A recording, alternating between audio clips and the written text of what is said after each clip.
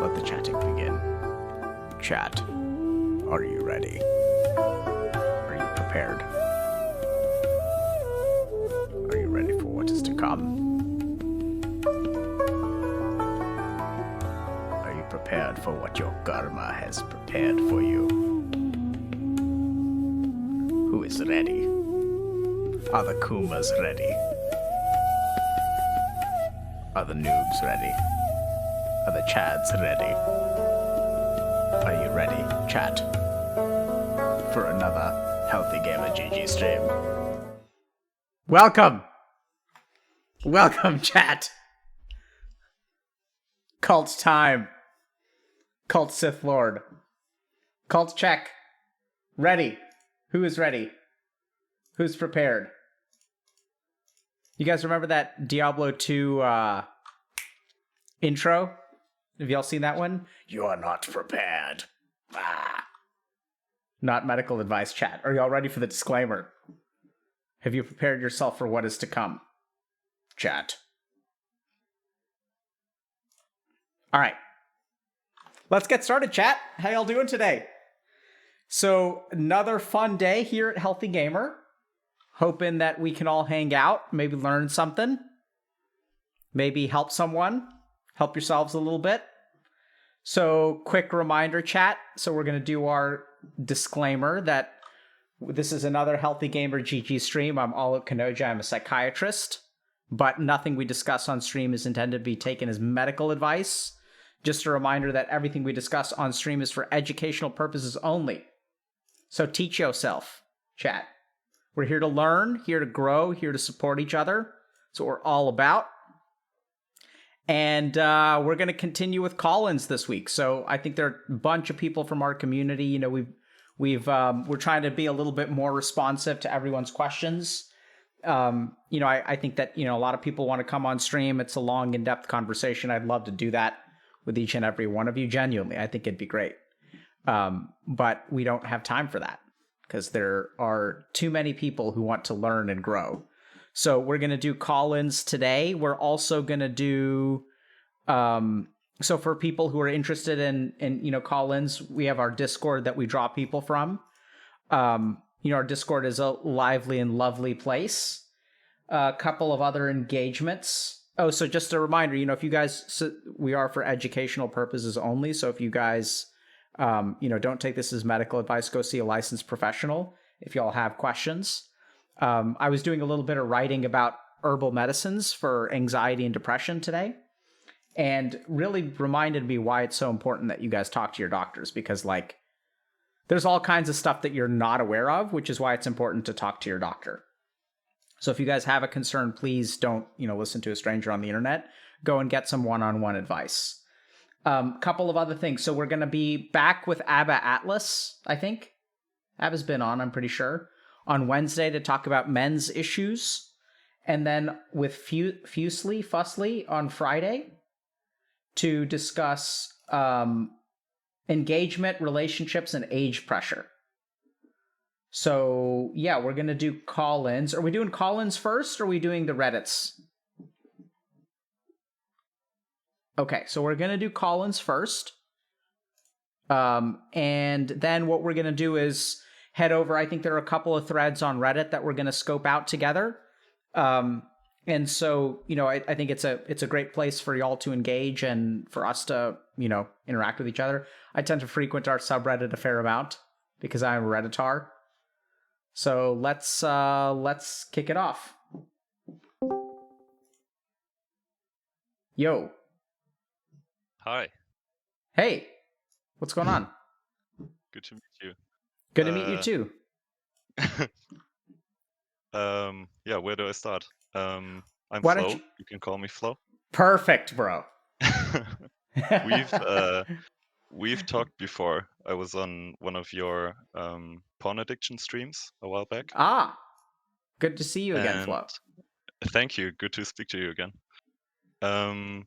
So my age is 22, and I'm a software engineer in Germany. Mm-hmm. And my question was, how do I tell my parents that I was suicidal as a kid and that I'm currently fighting depression basically without hurting them or blaming them for like what happened to me. Do you blame them for what happened to you? I think that a part of how I was brought up definitely plays a role in it. Like, yeah, I blame them. I mean, like I see them as flawed people, but I think some of their actions, make me who I am. I think, if that makes Uh, sense. so okay. If you want, I can give you like a background.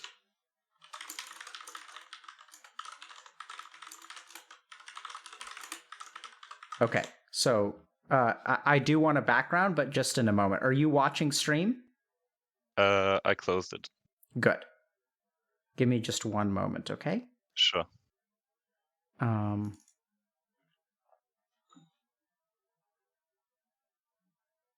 okay. 1 second, 1 second, 1 second, okay? Bear with me. Good to talk to you, Flo. Give me just 1 second. No worries. We're gonna do something a little bit unusual today. Okay.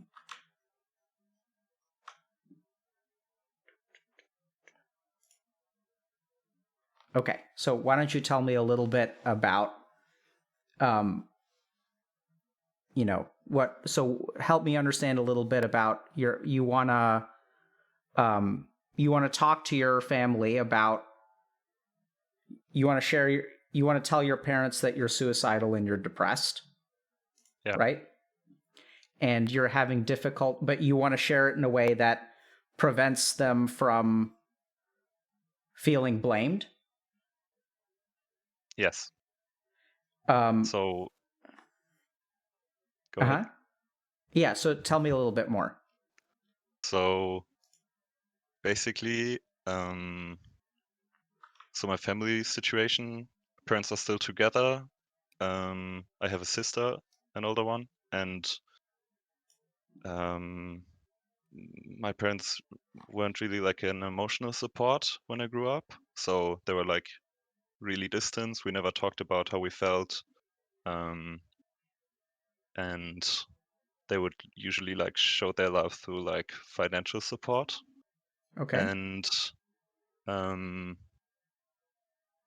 like my mom is like pretty dominant and actually thinks like that people that go and do therapy are basically crazy, and that it's pretty uncommon to go to therapy. So she has like a strong Mm-hmm. bias about that. And my dad is like a lot more approachable, but very passive. And basically, I never shared that I am in therapy with them or that I was depressed, because I'm afraid of their reaction. And um, they found out a while ago that my sister is in therapy, and their reaction was kind of scary as well. Like, first of all, they're really confused what happened to her or why she is in therapy, because she's so distant that she doesn't want to talk about it. And um, now I feel like this might be the right time to open up to them. And although we never talk about emotions, like um, just kind of I kind of want some relief from being able to tell them how I really feel. If they ask me like we meet from times to times, we don't live together anymore. And if they ask me how I'm doing, I'm not telling them if I had like a really bad day, for Mm-hmm. example. So And why don't you tell them that you have a bad day? um, because it would usually lead into I had like lots of anxiety today, and I'm working on XYZ through my therapy, and then I would just open up like the Yeah. whole thing. So what I'm hearing is that you and by the way, just to clarify, are we showing your face or not? Because I know you're on a video call. However you want. I don't mind. Okay, let me just go to our interview screen then. Okay, so Sure. um, so are we showing faces? Someone else joined the channel, but I don't know who. Yeah, Anyway, French. Wait. Can they hear the ping? I'm sorry. yeah, they can. It's okay though. I mean, I guess I have the notification on. It's okay. So Flo, let's just think a little bit about. So on the one hand, this is what I'm hearing. The first thing is that you've been struggling with some of these issues of depression and suicidality for a while. It sounds like your parents won't be very open to hearing that. And so what I'm hearing is that you're essentially carrying this burden kind of on your own. And it's not that you expect your parents to really fix it for you, but that you're afraid of their judgment. And I think that, the people that we love, we just, we want them to support us, even if it's not like in a big way, like at least emotionally. I mean, you want to tell your parents what you're going through, but you're afraid of how they're going to react. So you're not. And this is where things get really tricky because, like, not only are you trying to, avoid their judgment, but there's also a part of you that is, afraid that they did have some role in it and that they won't respond very well to like that idea is what I'm hearing. So in a weird way, you're almost kind of protecting them by keeping it from them, but you're carrying an extra heavy burden because of that in a weird way. Does that make sense? Yes, that applies. That makes So sense. There are a couple of principles at play here, but first I'm going to just answer your question and then I'm going to share one or two principles, okay? Mhm. So I think the way that you tell them is just like that. So you just say, "Mom, Dad, I just, there's a part of my life that I haven't really shared with you very much because I've been afraid of your judgment. And, I was suicidal when I was younger and I've been struggling with depression a lot like my sister for a couple of years now. And I just wanted y'all to know." Mhm. Now, there are a couple of important pieces there. So one is like your expectation about the conversation is going to be a lot of your suffering. Okay, so Yeah. you know who your parents are, and it can be sad, but try to let go of that expectation. And, I do think that it is possible to get to a place where your parents can support you. And I think the most important part is the next part, which is that the first conversation shouldn't be one where you're sharing a lot of information. It should be one where you're asking a few questions if you can manage it. And I would start with the question, what's your understanding of what depression is? Like when I say that I was suicidal and I've been depressed for years, like what does that mean to you? Mhm. And listen to what they have to say. And be aware that, part of their defensiveness may be a sense of blame. Like they may be like blaming themselves and their ego arises in response to that. So like, I know it's really hard, but I don't know that they're going to be in a place to listen. It just sort of depends. But if you're wondering how you have that first conversation, I think being honest about it, being simple, like it's like one or two sentences. It's not a whole lot of explanation. It's not a whole lot of excuses. It's not a whole lot of, it's not your fault, where really they do have something like, you can get down that road later. But I'd say, two or three sentences, and then what does that mean to you? And then really listen to them. I How think does that sound? Yeah, I think it sounds good. It sounds like I didn't think about kind of asking them for their understanding of what I'm going through. So, but like you said something about expectation, which is like my expectation right now is that they really don't know what depression really is. Like they have like not a lot of knowledge about mental health in general. Yeah. So that's and I got that impression as well from seeing their reaction to finding out that my sister is in therapy. So yeah, so I So gotta let go of the expectation. Yeah, yeah. makes So, but sense. let's talk about the expectation for a second. What do you feel like? how do you feel knowing that they're not going to respond to you, or imagining they won't respond to you with like support? That's really hard. It kind of adds to the general sense I have when I'm with my parents, which is lots of times like feeling worthless. So it's like such a big step to tell them about it, and if they don't care, then or they like I know that my mom for a fact will tell me that there's probably something wrong with me, and I have caused my suffering, which is true to some extent, but kind of not what you want to hear in that situation. So it's Yep. yeah, it's just feel really sad right now thinking about it because it's like they don't care. Yep. I know exactly how you feel, man. I think it can be really, really challenging. And so what we're going to try to do is like, so this is where Flo, I think, so it sounds like you do have a therapist, right? Yes. Okay. So I think, you should definitely lean on them. But I think there are a couple things that I want to kind of share with you. One is that, so it's that attitude. So somewhere along the way, you were sort of taught that you're to blame. Yeah. Right. So if we look at it's I'm going to just take a step back and explain something. So Sigmund Freud conceptualized depression as anger turned against the self. And so you blame yourself for everything.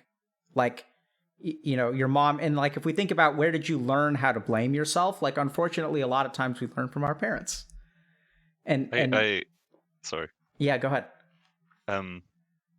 I was on like the Healthy Gamer coaching, like the free coaching for a while, and it's something that I talked to Adam about a lot. And he actually asked me like, what did your parents tell you that could lead to the self-worth that you have right now? And something they always told me was basically, since growing up, like when you were born, we had to move out of our bedroom in order to make place for you.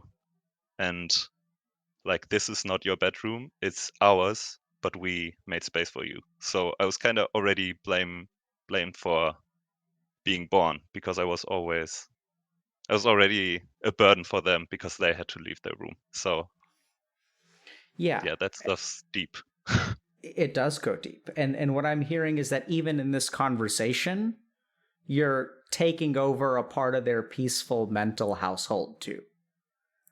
Yeah. They have this beautiful house built in their head of what their life is like and what their children's life is like, and it's pretty and perfect, and you're occupying the space that you're supposed to occupy.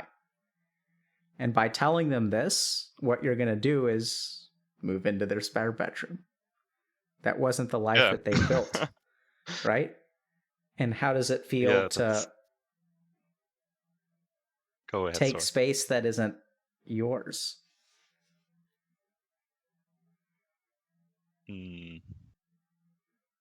Feels really bad. Yeah. Yeah.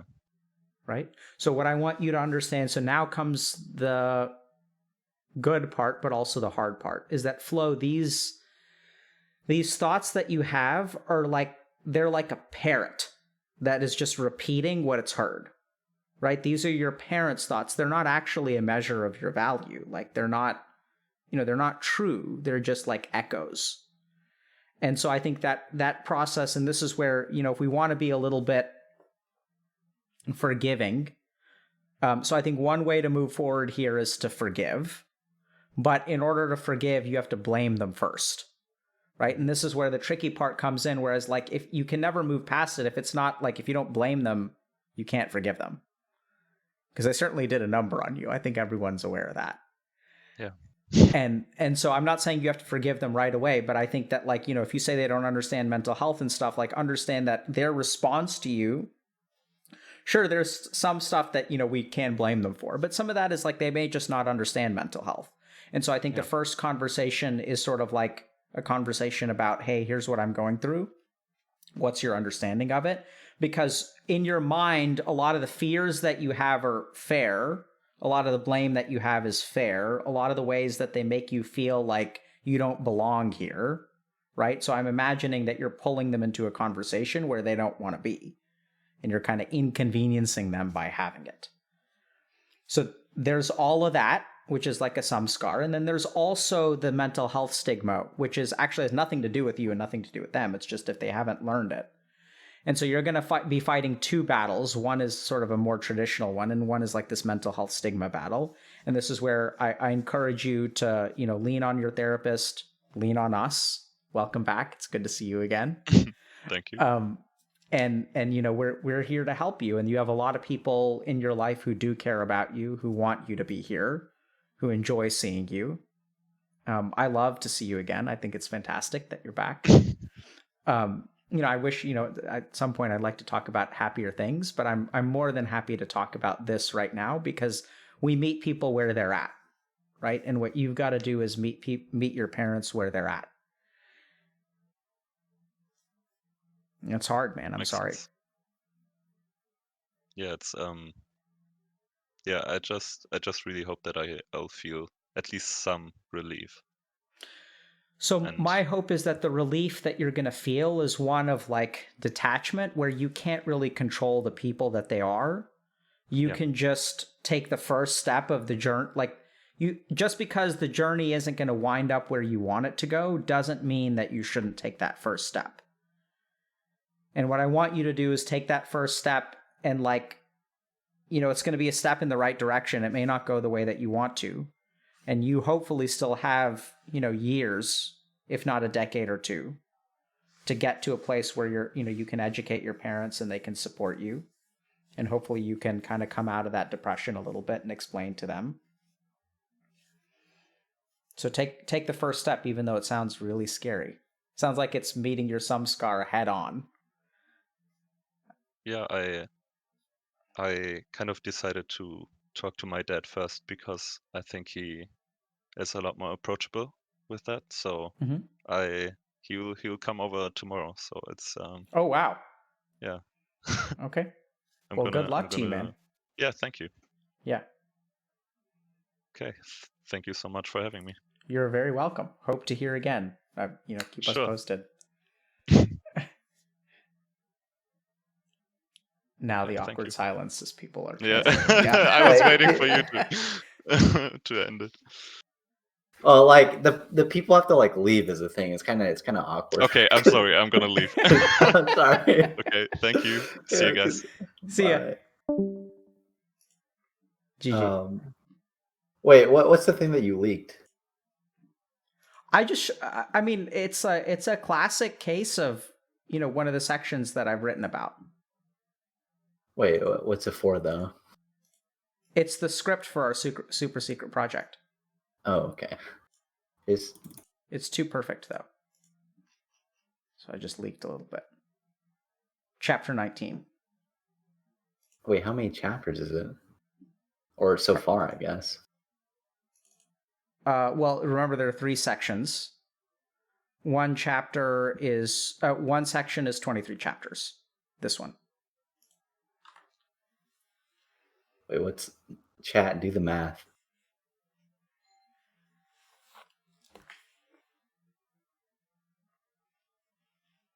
Okay, they're just saying It feels 69. good. I mean, like I'm glad because it's nice that we have cases that actually like we can just pull that up because it makes me think that we've done a good job. Yeah, it's very like useful and personalized, right? Yeah, I mean that's the goal. Yeah. So we'll see. But all right, let me drag the next one in. Hello. Hey, Dr. K. Hey. What do you go, my friend? You can just call me by my name, Neil. Neil? Yep. Okay. What's up, Neil? Yeah, so I guess me coming on here is more to talk about like general purpose, fulfillment, like why I feel like I'm just stuck in I'm just coasting, right? It just feels like I'm 24. Let me just give you some background. So Sure. Thanks, I'm man. 24, graduated about a year ago from graduate school. I'm an engineer remotely. COVID has accentuated a lot of this, but like at work and life, I just feel like I'm coasting, and I thought I had a purpose, but like I knew what I wanted to do, but a lot of it sort of seemed to go out the window as I lost motivation. Uh, just kind of pursue it. Like, for example, I wanted to become a doctor, right?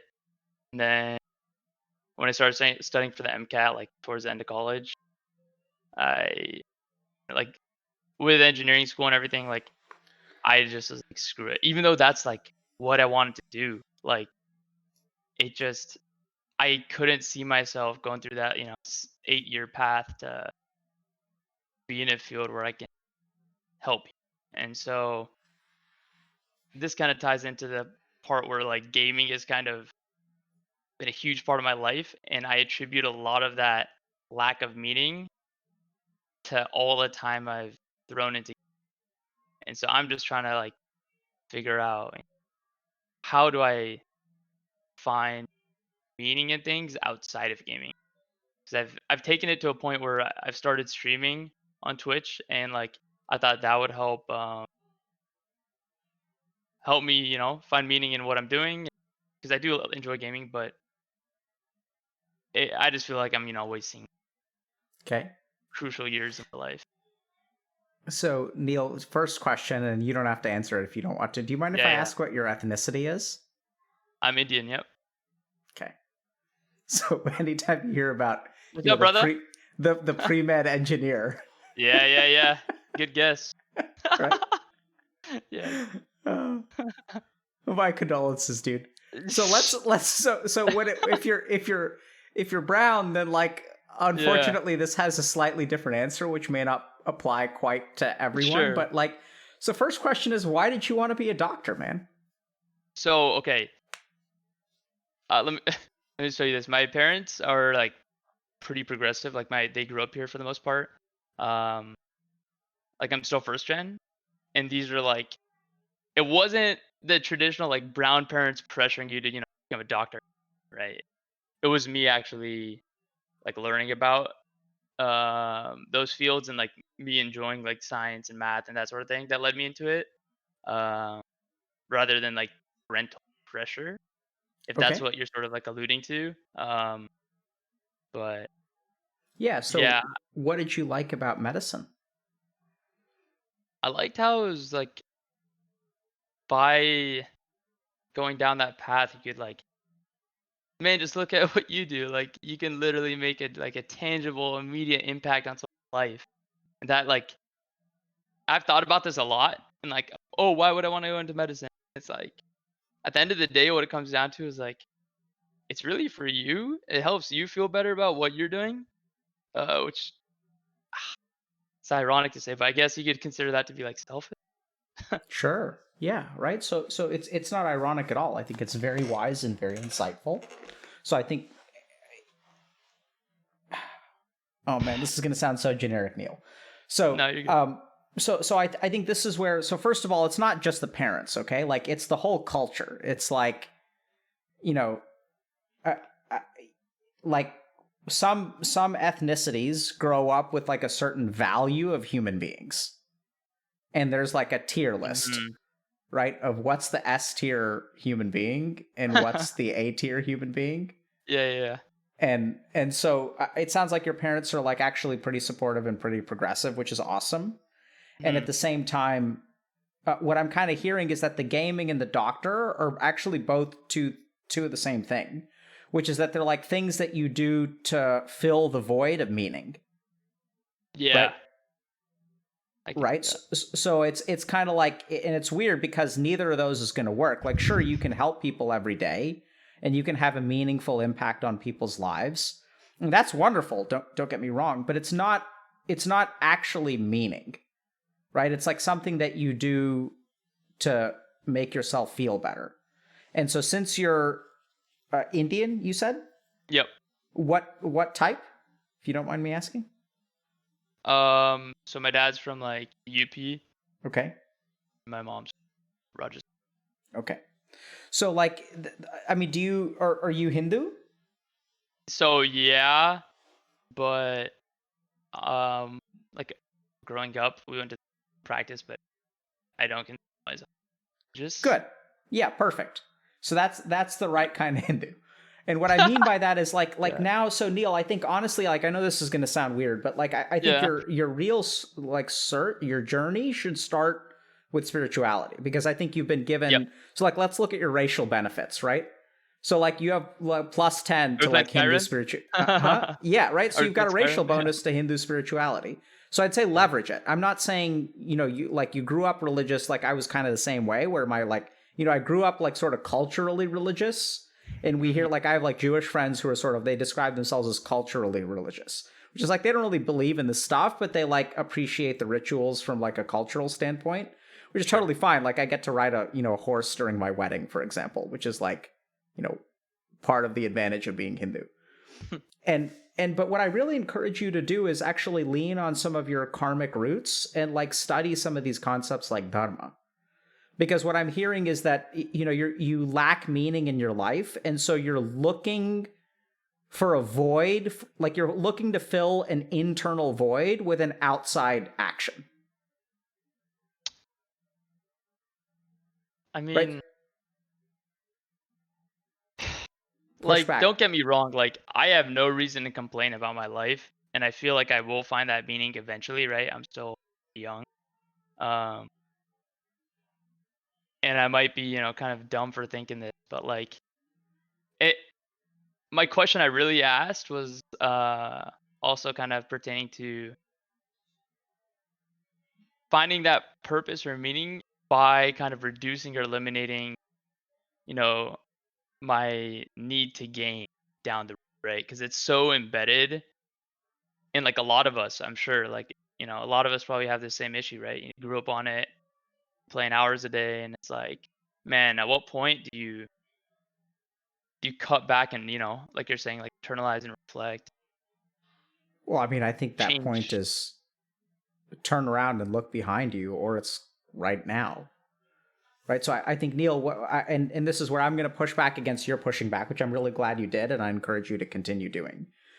But like what I'm hearing is that, you have an internal void, which is a lack of meaning. And it's sort of like an order of operations problem, which is like, do you cut back on the gaming first, or do you find that internal meaning first? Because I think is like the end goal is to find meaning. If you find meaning, the gaming is going to kind of melt away on its own. Maybe, hopefully. I haven't asked you a bunch about dopamine and things like that. But I think at the end of the day, like, so sure, if you want to cut back on gaming, go for it. If you need help with that, I'm happy to answer that. But what I'm really hearing from you is a lack of purpose or meaning in your life. And so I don't think like any amount of gaming cutting back that you do is going to fix that problem. Like that's the whole reason you have the problem in the first place, is because you look at other things to try to fix it. Whereas if you're gaming an unhealthy amount, like, sure, we can talk about that. I have no problem with that.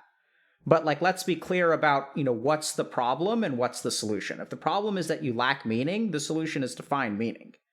Now, if gaming interferes with your ability to find meaning because you don't have enough time to like do spiritual study or meditate or like listen to podcasts or whatever, then it's absolutely a problem and it should be dealt with. But this is the key thing about like gaming addiction and other addictions in general. You need a competing interest to overcome the behavior. Totally, yeah. And so I don't think cutting back on your gaming is like not enough of a competing interest in like 90% of people, for 90% of people. Yeah. No, I see that. So how do you feel about that? I think the point you brought up about like a competing interest is totally valid. It's just finding what that is. For me, pre-COVID, it was like fitness stuff, because you literally don't have a choice but to literally stop playing video games, get your ass to the gym or wherever. But now it's like during the pandemic, I've just been in my house playing games all day, and it's really just kind of made me reflect, and that's why I'm kind of talking to you. Good. So now we get to the weird part, okay? Neil? What's that? Which is like the karma of the pandemic. So like where would your life be if the pandemic hadn't happened?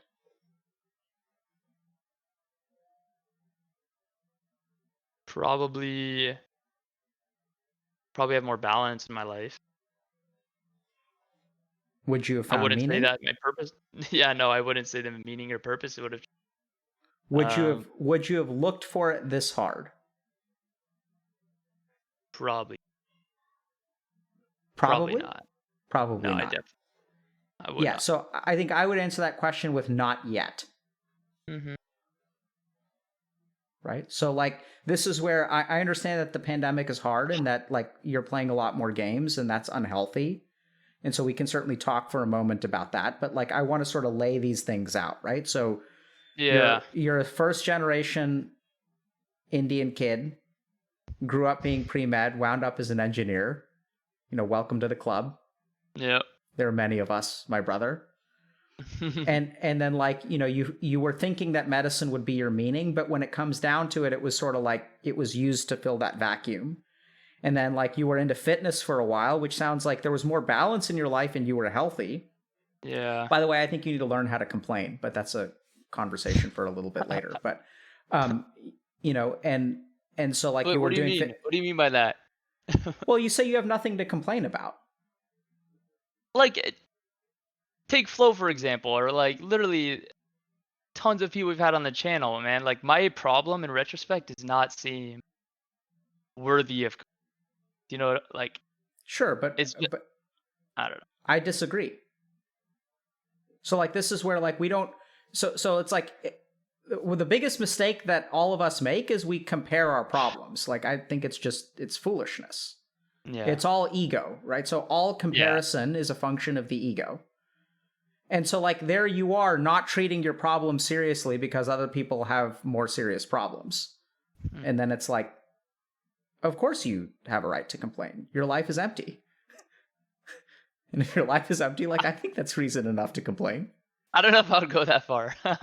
I Sure, wouldn't say my life is empty. I think there's a lot I'm hopeful for, but it's just like finding the path that best suits you. And I have regrets. Like as an engineer, I love what I do and I like the company I'm at and feel great about it. But I have regrets. Like I feel like I should have gone med school. I should have done what my gut was telling me. It's shitty when you think about it. I don't know how else to describe it. I thought you said your gut was telling you not to do it. No, my gut was telling me to go to med school, but me being a lazy, shitty kid, I was like, no, this is too much work. Yeah, so I mean, you got to be tricky. You got to be careful there because that's your, cultural upbringing. Your cultural upbringing, I mean, I think there's a different way to look at it, which is that you knew it wasn't right for you, even though it was what you should do. Because your gut isn't what tells you what you should do. Like, should doesn't come from the gut. So if you're saying that you should have gone to medical school, it's not coming from your gut. Looks like we're going to do a quick lesson on Freud today. So the second reference to Freud. So Freud talked about 3 parts of our mind: our superego, our ego, and our id. Our id is our impulse or our gut.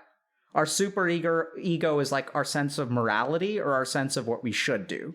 And the ego is the poor guy who's stuck in the middle of like what we should do and what we want to do. And what I'm hearing from you is that your id was saying don't go to medical school and your superego was saying go to medical school. Yeah. Yeah, that's accurate. So, I mean, like overall, Neil, what I'm hearing from the start to finish here is like your first step is just in understanding the stuff better. Like abandon some of these conclusions that you have.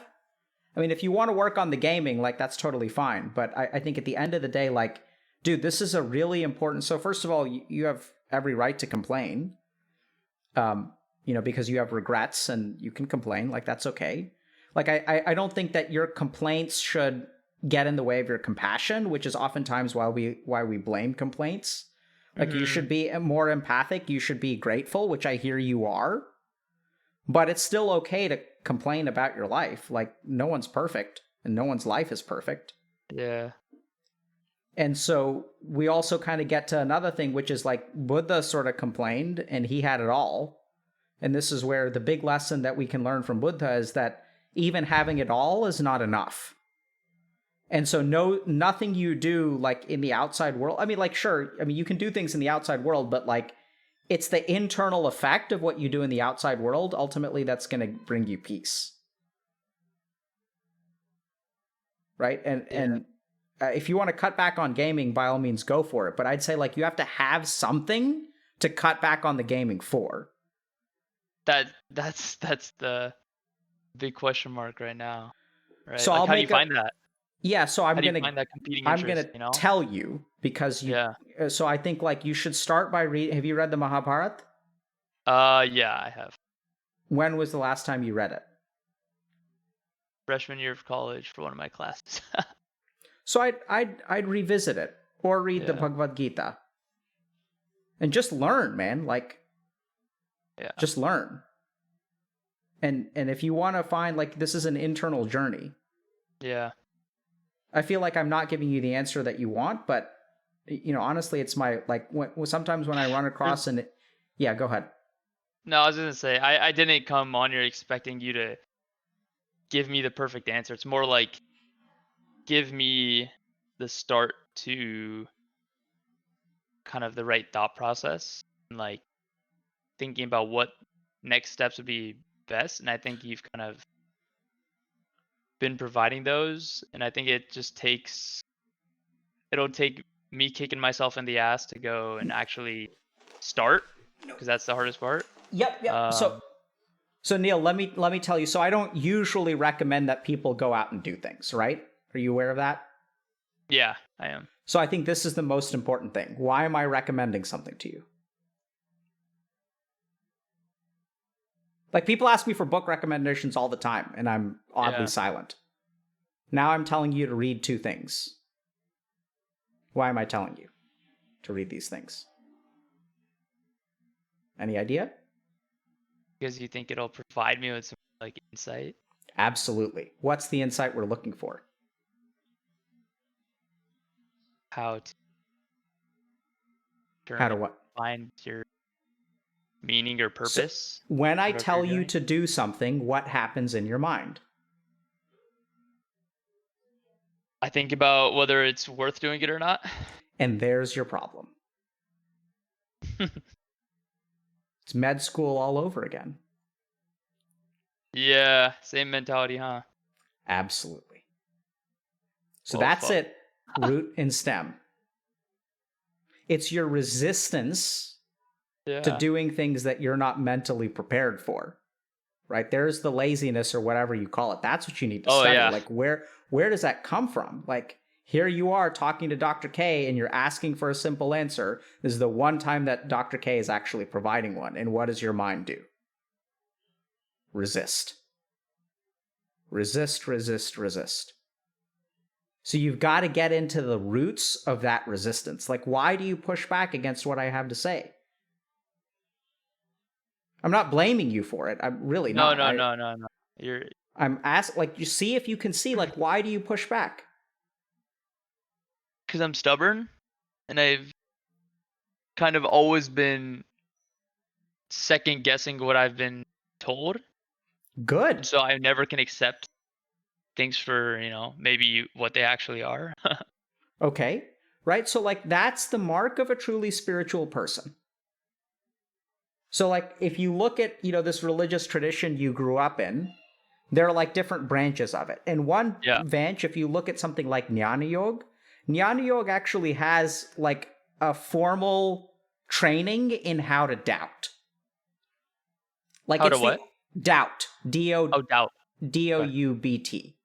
It's the only religion that I've encountered, maybe they're out there, where like part of the formal training of the religion is to learn how to doubt and question the teachings of the religion. Interesting.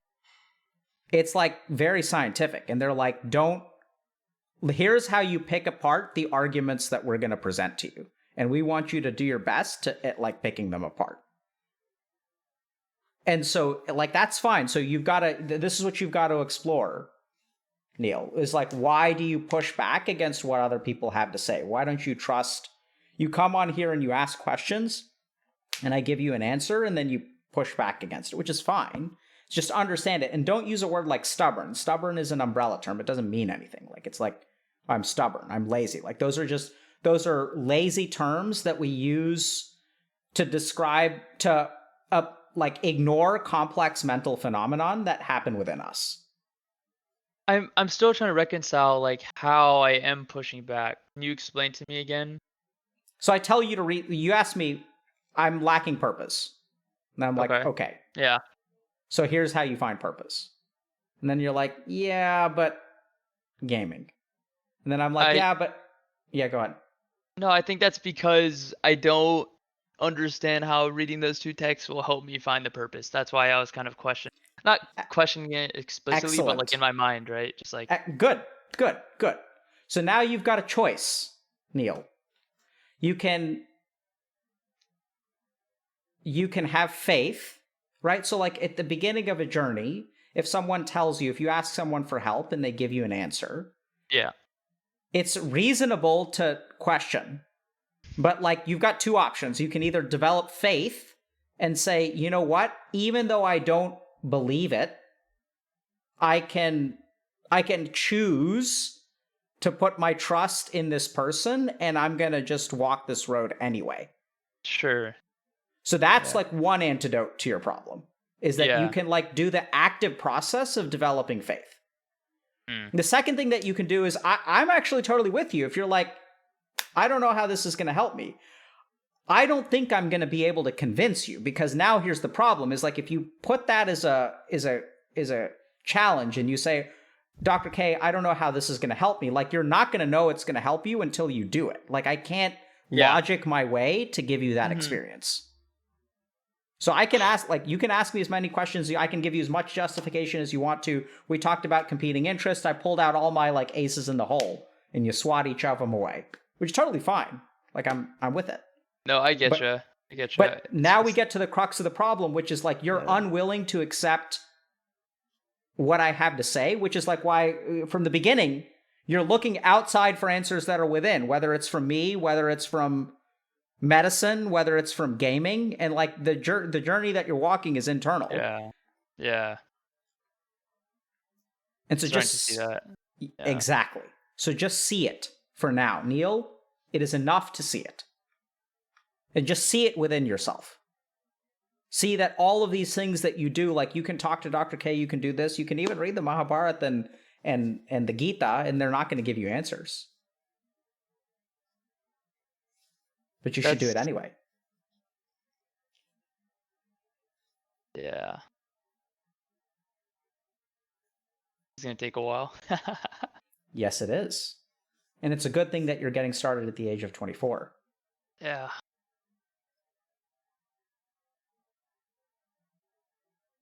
How do you feel now?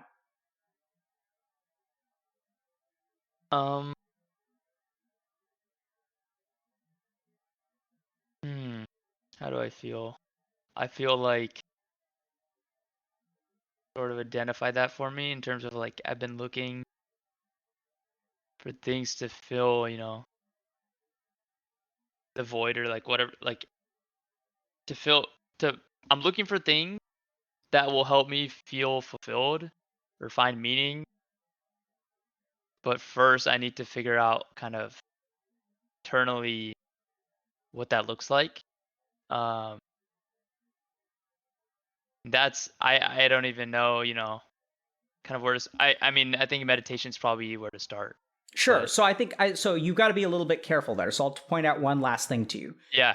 So you got to watch out. This is a very common mentality. I've got to figure it out before I start. No, you don't. Yeah. What you need to do is start, and this is where faith comes in. Yeah. Right? It's like someone saying, like, I don't want to embarrass myself when I lose my virginity, so I better get really good at sex first. And it's like, you can't. Yeah. right? I think that's my problem. I've been, whenever I do something, I always want to plan. I always plan everything, and I Yes. want to figure Yes. out, what Yep. things are gonna look like, and I don't Yep. dive into anything. Yeah. So So dive into get it. something small. Yeah. Just read a book. Read a damn book. Yeah, I could start. Right? And just notice, like, so like the last thing I'll leave you with, Neil, is Yep. as you read the book, notice all of the objections that your mind has and be like, what the fuck? Like, anytime I try to move forward in life, do you see how Yeah. hard my mind is kicking and screaming? It's like we're just talking about reading a book here. So how do I combat that? What do I do to You just rewire? you read the book, and it starts with awareness. Awareness is the first step of rewiring. Uh-huh. I Okay. know it sounds really bizarre, but it's literally like how it works, right? So like there Yeah. are all kinds of unconscious processes, Mhm. that like your mind will, like, your brain will learn as long as it's aware of what the problem is. Okay. It's like just a random example is like many years ago I was doing some work around with a professor who was building wells in Africa. And the reason they were building wells is because like their groundwater would get contaminated by like their waste.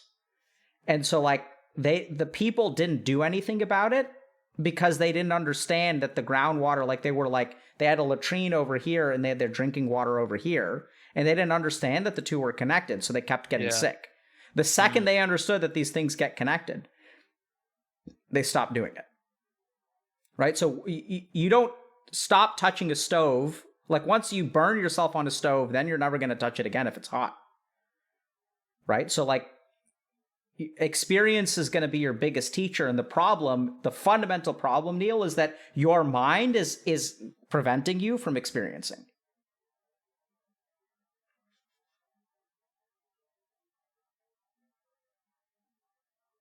Yeah. It's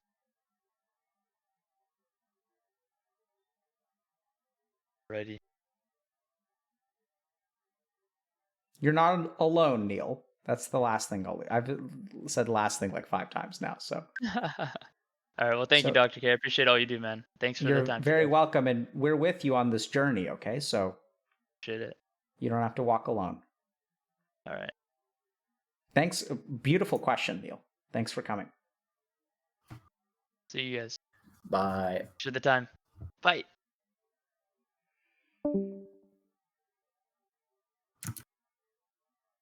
There's a Dark Lord Weenay. What? I just noticed another Indian name in chat. That's all. Oh. Do you think that guy fits into like? Do you want to let chat know about the high Po and the high P? Yeah, he probably fits into the high P. So Oh, okay. chat, just real quick, like so we have a lot of stuff going on, right? So I only stream for like 6 to 8 hours a week or whatever, but so we're trying to figure out how to help y'all better. And so what we've noticed is that there are a lot of people like Neil who are like relatively successful, right? So these people who actually, you know what we should call it, Zach, is we should call it the group for people who can't complain.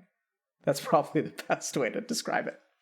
So what we've noticed is that there are two discrete populations in our community that we want to do a better job of like supporting. One is what I call the high pose, which is like high potential. So, oftentimes in my mind, what I envision is like what Twitch chat is like myself when I was 21 or 20, really, 19, 18, 17, 16, 15, etc. Which is like sort of, like lost and directionless and whatnot. But we have a lot of people in our community who are actually like really, on the right track. So there's students who are doing like relatively well, like have ambitions or like moving in the right direction and still want to like learn about meditation or learn how to like optimize performance and things like that. So we call those people high pose, high potential. And then we've got another, group of people in chat we call high Ps, which is high performance. So these are people who are a little bit older, have actually graduated, have secured good jobs, etc. And so we've got the high pos and the high Ps. and we're trying to do a better job. So a lot of the work that I do is actually like before Healthy Gamer, I did a lot of work around like performance psychology kind of stuff. So I would do consulting for companies and, help people find happiness and fulfillment and be better investment bankers and stock traders and doctors and whatnot. And so we were thinking about sort of taking that toolkit and sort of not really focusing on people or offering something to people who like have the basics down, but really want to kind of take it to the next level. So we do some of this work too with esports orgs, for example, because because I'm not that interested in the NFL, but worked with them too. And so I think he'd be a good fit, Zach. Very good fit, actually. Oh, I'm muted. Chat, so it's group coaching though, right? Yep. Yeah. So this is the other thing is like, I want you all to understand, chat, that if you guys fall into this category, like this is a journey where rather than having like the guidance of one particular person, like I think our group coaching model works way better for this. Whereas like it's getting a group of people together and then sort of giving them like a guiding hand, but letting people work through it. Because Neil has figured some stuff out, but as he works through this journey and shares that with other people, like they're going to benefit from it too. Because there are going to be a lot of people in that group who are sort of this like, I can't get started because my mind gets in the way. And so if I had to guess, I would guess that Neil also, his mind is going to steer him towards things where he can see the road through to the end, which means that he's never actually applying himself 100%. He's only shooting the shots that are guaranteed to land. Anyway. Do you remember his name? Yeah, his name was Neil. No, but like his gamer name. I forgot. Well, Neil, if you're still watching this, hit me up on Discord. I gotta link you something. Yeah, but I don't. It was like Friendo, best Friendo, maybe. Oh, yeah, best friend. Friend. I think it had an O at the end. Best friendo. Dat memory. But yeah, I'm just gonna link it one more time. Chat, if you felt like this dude, sign up for the waitlist. They are releasing the 15th of March. Really? Supposedly. Okay. All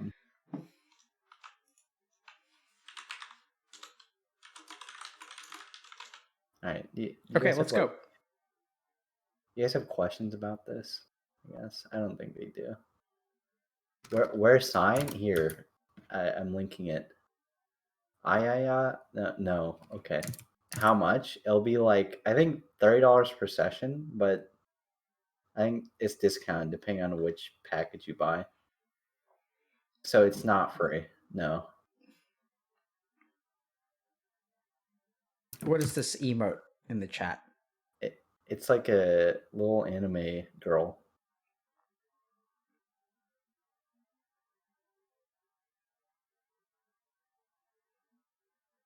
Is this Reynard? The Weebs. I'm so confused. All right. Well, let's try to figure out how to find purpose in someone's life because I don't understand the anime. Yo. Hey, what's up? What's up?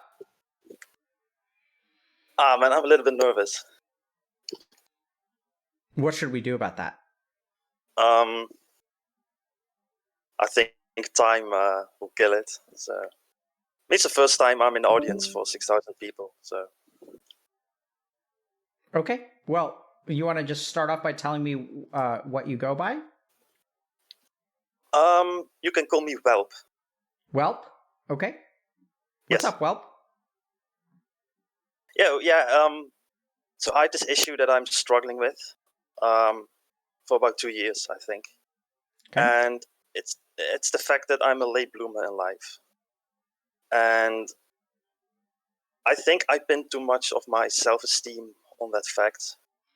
and that really keeps me down, especially since I'm about to graduate university. So to me, that kind of signals like the end of childhood in some sense.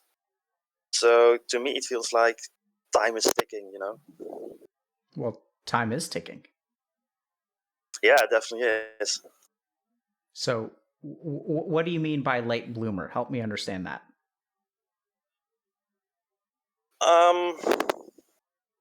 Yeah, so there's actually a few components to it.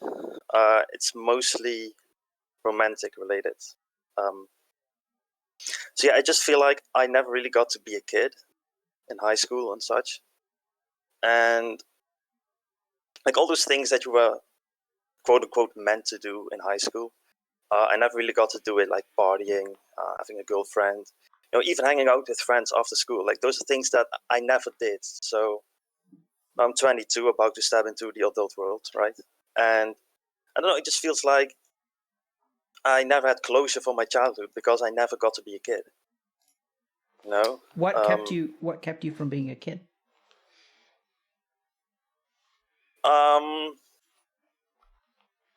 Well, I guess myself, foremost. I was always really focused on studying. Like to me, that was the most important thing. I thought if I studied, my life will turn out well. Like everything will fall into place. You will get a loving girlfriend. You will get a good job. You know, you will be happy. Mm-hmm. But that's really not the case, actually. And I think I made a mistake of thinking that school, university and such, is all about studying, which it isn't. It's also about making friends, exploring yourself, you know, that kind of stuff, like personal self-development. And I completely skipped that because in my arrogance, I thought, you know, just be intelligent and study well and you will get good grades and you will get a good life. And I think I self-sabotaged myself, basically. So let me ask you a question, Welp. You said at the beginning that time is ticking. And are you more concerned about the time ticking, or are you more concerned about the time that's passed? It's actually both. So, okay, so in one sense, I look back on the past, in which I'm way too stuck, let's be honest. And I always think like, oh, this should have happened, this and this should have occurred, you know. But at the same time, I'm also thinking that could very well also be my future. And then I have a real problem. So if I'm 30 and I'm in the same position, then I don't know what to do. So that's what I'm trying to prevent, but I'm stuck in this kind of paralysis. So I'm hearing you say that you're afraid that you're destined to make the same mistakes. And that maybe that, you know, there are some things that since you've missed out on, like you'll never get them back. Like, what if you missed the opportunity to like hang out with people and talk to girls so that like you're going to be alone for the rest of your life? Because now you're kind of awkward. Yeah. And I'm not actually quite sure why I feel like that's the case. Depends on the day. Sometimes I'm blaming it on myself. Like, okay, I have been stupid. You can't fix these mistakes easily just by... Because I do a lot of introspection, so I know a lot about myself. So I also know why I self-sabotage. Then on other days, it's like it's fate. And then like, nah, it's never going to fix itself, you know? Yeah, so let me ask you something. Well, do you sort of identify with like the term incel? Oh God, I knew you would ask this question. It's really complicated. Okay. So, by definition, yes. And I also, I don't know, I found a home on those forums because I felt like they were the only ones who understand. But on the other hand, they probably don't like me because I'm like a fake cell, you know? What's a fake cell? So it's basically someone who's not really an incel, you know? So you're not. So what your jawline is too masculine to be a true incel? Well, yeah, actually, yeah. So, for example, I'm 6'1", wide. You know, I have a strong jawline. I can study well. Those kinds of stuff. So, yeah, like when it comes to looks, I'm pretty insecure. But like when I take, like, okay, so when I look at these boxes of like typical incels, I do not fit, and they call me a fake cell, you know. Yeah. So, the reason I ask is because we're also doing some. We're trying to support people who identify as incels at Healthy Gamer, and we've got a couple of projects going on. And one of the key things, we're also doing some research on incels. And so one of the things, you know, I hear some language of yours, which I just want to highlight, which is common to people who sort of view themselves as incels. And one of the key things that we've noticed is sort of this belief of like permanently missed developmental milestones. So if you talk to incels, what they kind of say is that like, in order to be, you know, to find like a romantic relationship, you have to hit certain checkboxes by like certain time periods. And then like, if you don't hit those checkboxes by those time periods, then it's like over for you. And then there's something kind of tricky that happens. I'm glad you shared that you sort of found some comfort there, because then there's something tricky that happens is that, you know, people have been missing, you know, sexual developmental milestones since the dawn of time. But what's really changed that's different and new now is that when you join a community where that is the overwhelming experience, what it starts to become is like, instead of an experience, it becomes a reality, because everyone around you is having the same experience. And so then what it does is solidify that belief instead of kind of like leave it kind of wavering. And then the problem is it's that belief that then becomes a self-fulfilling prophecy. So it's not like the lack of developmental milestones. It's the developmental milestones plus kind of this online drift or reinforcement that gives you this idea that it's too late for you. And then when you go and you actually talk to women, like the reason that you have trouble is because it's too late. And so like, how can you ever succeed if you like really don't think, if you think it's like game over already? Yeah, exactly. So what it really feels like is this negative feedback loop that's going on in my head. Yep. So the longer you wait, the harder it gets. But at the same time, the harder it gets, the longer you have to wait because it's harder. No. So but that's what it feels like. It's what it feels like. Good. But like, this is where like, it doesn't actually get harder whether you're 24, 22, 18, or 26. Right? This is like the big thing where like people think it gets harder.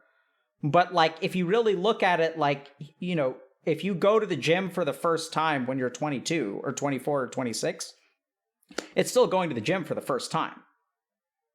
So the actual action is the same. And this is the big problem with the mind, is like it adds all these conceptualizations on top of it. But if you start talking to girls today,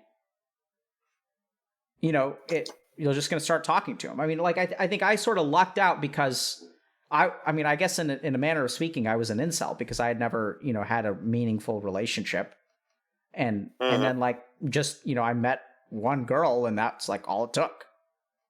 Right? Like, tried to miserably date for like 2.5 years, and it just was failure after failure after failure. Didn't even try in high school. And then you just meet one and like, you know, you just have like a normal conversation, and then, you know, I don't think it's over for you, Whelp. I think the biggest problem is that your mind is telling you that it's over. And that in and of itself is going to be like the thing that holds you back. Because I want you to really think about this for a second. Like, as long as you have hope and keep trying, like as long as you keep rolling the dice, there's a chance for success. It's when it's like your giving up is the thing that actually seals your fate. Yeah, I've definitely heard that a lot of times. But I feel like I don't want to delude myself into believing something that cannot happen. Yeah, so so this is the question, right? How do you know what's the delusion? Because to me, I would guess that the delusion is the belief that you're deluding yourself. Right? So this is what happens in these communities, is they reinforce this idea of a reality, and all the normies are just deluded on top of the reality. Yeah. Right? But it's actually the other way around. It's like, you know, the normies are too busy to be deluded. We're just living our lives. And so it's like, it's tricky because like I would really encourage you to explore that part of your mind that tells you that hoping and trying is not going to work. Like, it's weird. Like, why does your mind tell you that?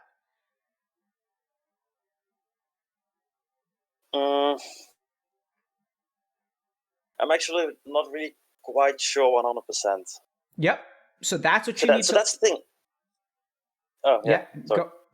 So I think this is like the kind of thing where as you explore it, I think what you'll discover, Welp, is that it's like a mirage. Like it looks real from far away, and the more you explore it, it's going to disappear. But what's going to happen is like when you walk up, you know, in a mirage, like you see an oasis and you walk up to it and there's no water there. And then you look off into the distance and you see another oasis, but it's another mirage. And so you're going to keep moving. As you explore this down to its roots, you'll find that it doesn't have any substance. Because I don't think that like, you know, like, I don't know how old you are, but it's, you know, it's never too late to learn how to cook. It's never too late to learn how to swim. It's never too late to go exercise. It's never too late to learn how to talk to a woman. I'm 22, by the way, so I think that chat's going to love it.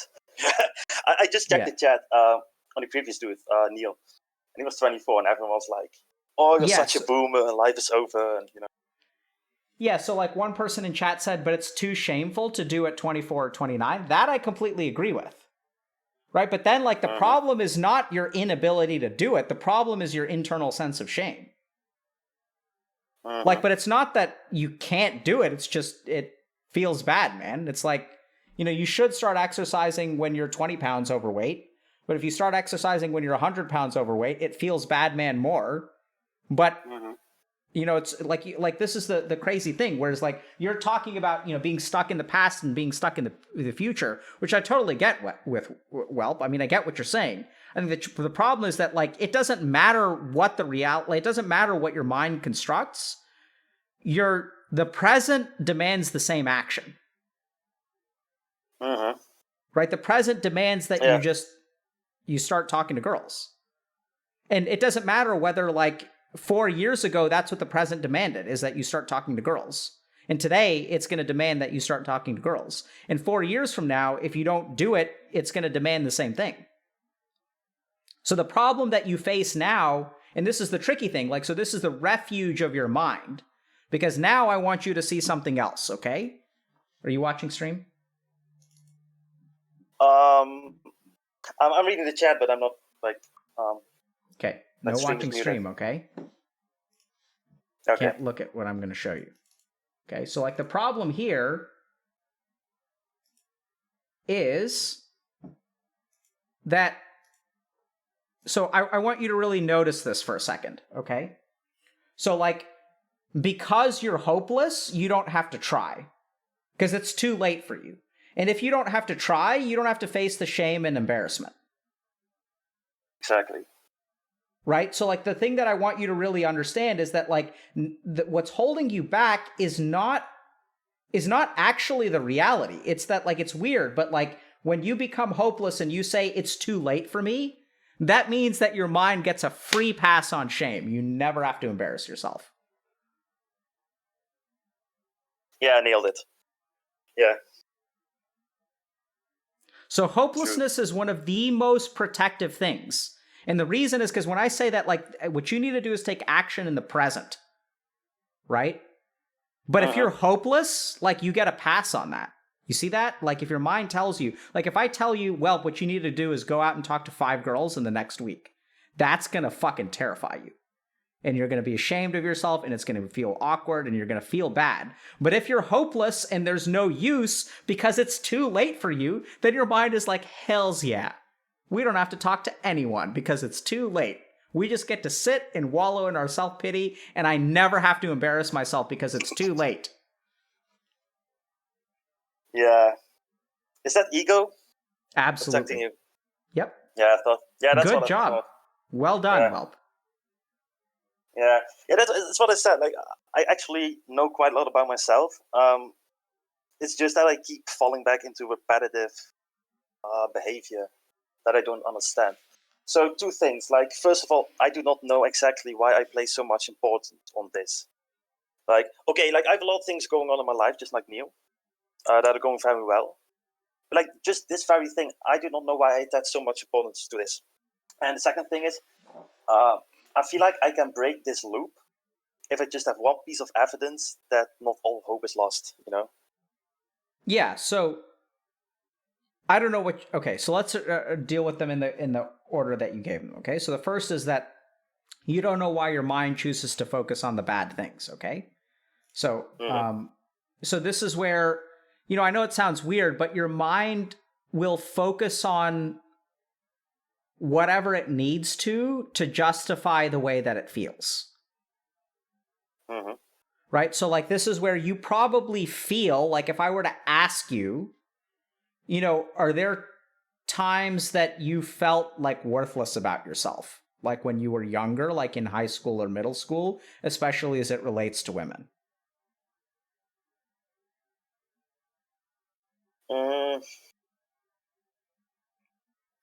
Could you repeat that question? Because I think... So let me just take a step back. So here's why I think your mind... So what I'm hearing your question is being is like, I have a lot to be proud of, like the jawline and the 6'1" and the presumably good grades and whatnot, right? You're a fake cell. So like, I have a lot of things to be proud of. Like, why does my mind choose to focus on the one thing that I'm ashamed of? And that's because like deep within you, there's a sense of shame, and the sense of shame can't logically exist with any of your fake cell stuff. So it has to latch onto the one thing that that corroborates its feeling. Okay? And I know it sounds weird, but that's just how the mind works. Like, let me give you an example. So, you know, in the past, sometimes I've worked with people who are afraid that their partner is having an affair. And so what their mind does is that fear that they're having an affair. Like they'll like think like, oh my God, what if they're having an affair? Like my entire life would fall apart. And then their mind does something really, really tricky, which is that it discards all of the good evidence and it keeps on focusing almost like in an obsessive way on the couple of things that suggest that maybe their partner is having an affair. And it's just weird, but it's just how our mind works. And what we do is we track that kind of logical thinking back to an emotion. And as long as that sense of shame, which is actually not the consequence of your thoughts, but is the root that generates your thoughts. And this is where people get tricked up, especially in the incel community, is that they think that their logic is why, like, it creates the feeling, but it's actually the other way around. They feel ashamed of themselves, and then their mind finds any kind of logic to kind of corroborate their feeling. Does that make sense?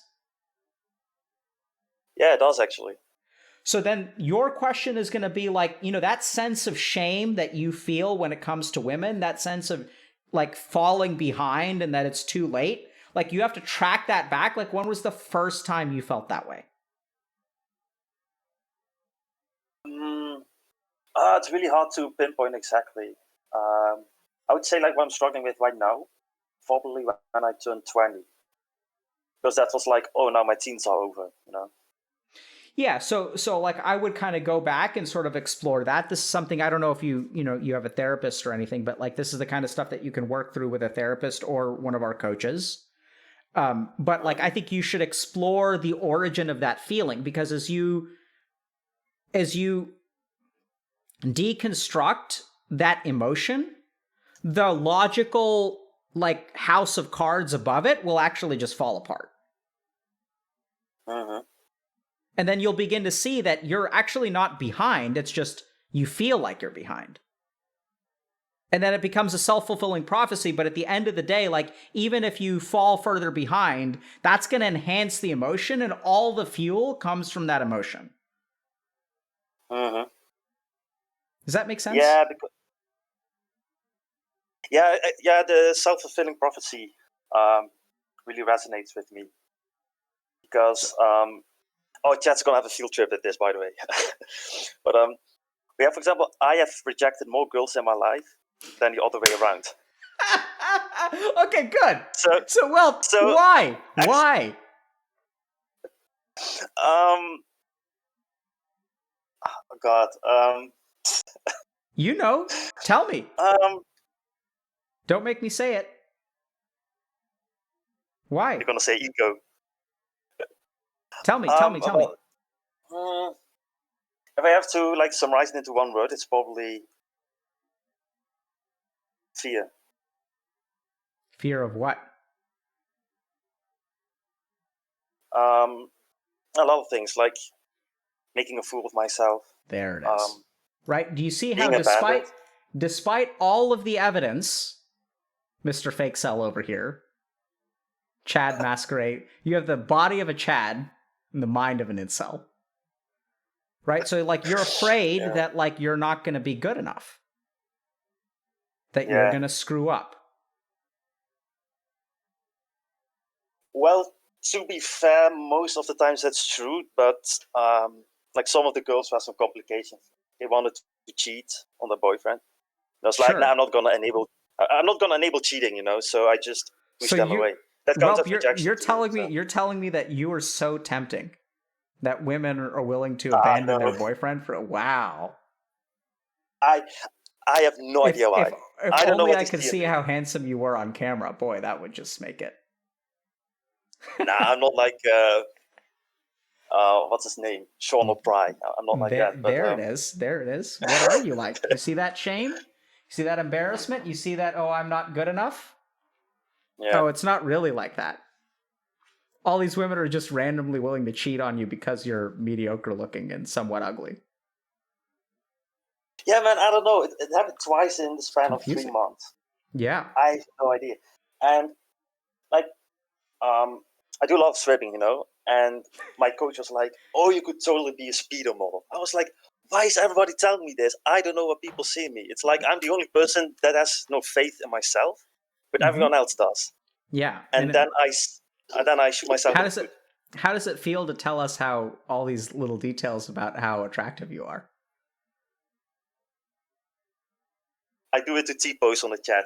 No, it's kidding. Well, I just do it because like it's also a way of being realistic with myself. Because what I don't want to do is fall into a trap. So I just keep it real, you know? Like, if I really think I'm as ugly as I think I am, then why did all of these things happen? Yeah, there's no way that's possible, right? So I think though, Welp, you're operating at the wrong level because that's ego too. So there's insecurity and there's like egotistical flexing all at the same time. And I understand that like logically you're trying to combat those thoughts, but my point is that you can't, if the root of something is an emotion, no amount of logical fighting above the emotion will ever address the emotion. Right? That's why it doesn't work. Like, you can keep on logicking to yourself how you could be a Speedo model, and maybe your coach has a crush on you. You never know. And like these women keep on, you know, asking you out and you keep on turning them down. Like, you can play that logical fucking egotistical insecurity seesaw all you want to. At the end of the day, like, you feel some amount of shame for yourself in spite of evidence to the contrary. So you have to go back to the root of that shame. Right? Why do you think that, like, these women can't possibly like you, despite all of the overwhelming evidence? Like, where did you start to believe that you're not good enough for them, or that you're behind, or whatever? Right? And as you explore that, like, this whole thing will come tumbling down. Yeah, and I think it's that's really necessary because, like, once again, I really don't understand. Like, why I have these conflicting thoughts, you know? Like, why am I the only person that does not have faith in myself? Well, everyone else does. Like, I have a friend group and they say, oh, we see so much potential in you and we don't understand why you don't. And it just feels wrong to me. I'm like, what am I not seeing? Why am I so blind, you know? Yeah, so I don't think you're blind. I think that you have a damn good reason that you started to believe that you don't have potential. You just have to find out, like, in the moment that was true, which is why you started believing it. It may not be true anymore. In fact, there's overwhelming evidence to the opposite. But, like, you can't fix, you know, if I have like a toilet that's burst and floods my house, I can get rid of the water in the rest of my house, but, like, that's the problem, you know, that's the second problem. The root of the problem is still the burst toilet. And so in your case, somewhere along the way, like, your mind started believing that you're not good enough. And I think you have to go back to that route. Because clearly, as long as that is there and it's pumping out water and flooding your home, you can get as many women as you want to that are willing to like cheat on their boyfriends to be with you. And like, that's just getting rid of the, like, you know, the water in your living room, and it's not getting back to the source. It's never going to be enough. Yeah. Right? And what was your second question? I think you asked two.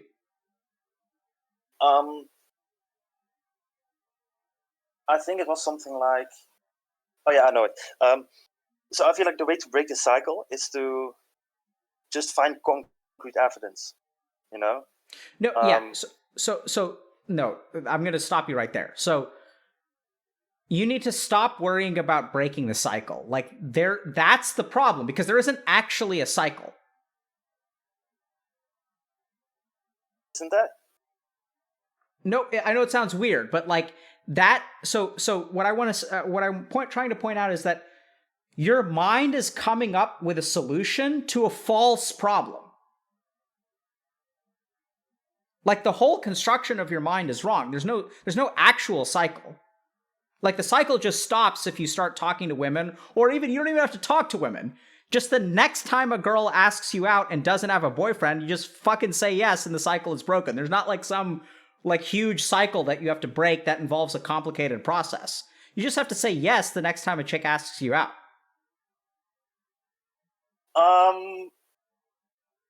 Okay, so I did go on a date last year, but to me that's not enough evidence, you know? Exactly, because you're never going to have enough evidence. Do you see that? Like, how much more evidence do you need? Like, now you're actually going on dates, but it's not enough. So what I'm saying is that there's absolutely like a self-fulfilling prophecy, and there is a cycle, but what I'm saying is that like, so here's the cycle, right? So you're not good enough for women. So you missed out on opportunities because you weren't good enough then. And now that you missed out on these opportunities, you're more not good enough. The not good enough amplifies. And then like women ask you out and then you say no. Like, why do you say no? Because you're not good enough. And then like, despite having lots and lots of evidence, like you keep on believing that you're not good enough. And so there's sort of a self-fulfilling prophecy there. Absolutely. But what I'm saying is that the cycle is based on a false assumption that no amount of evidence. I mean, I say no amount. I mean, I think eventually maybe. But what I'm saying is the most direct way to deal with it is just say yes to a girl, and then like, you know, what happened after the first date? She texted me like, "Oh, I had a great time, and yeah, we should definitely do this again." And then the next day, she invited me over to work. And then I made the mistake of being too friendly, and then she just kind of gave up on me. What does that mean, being too friendly?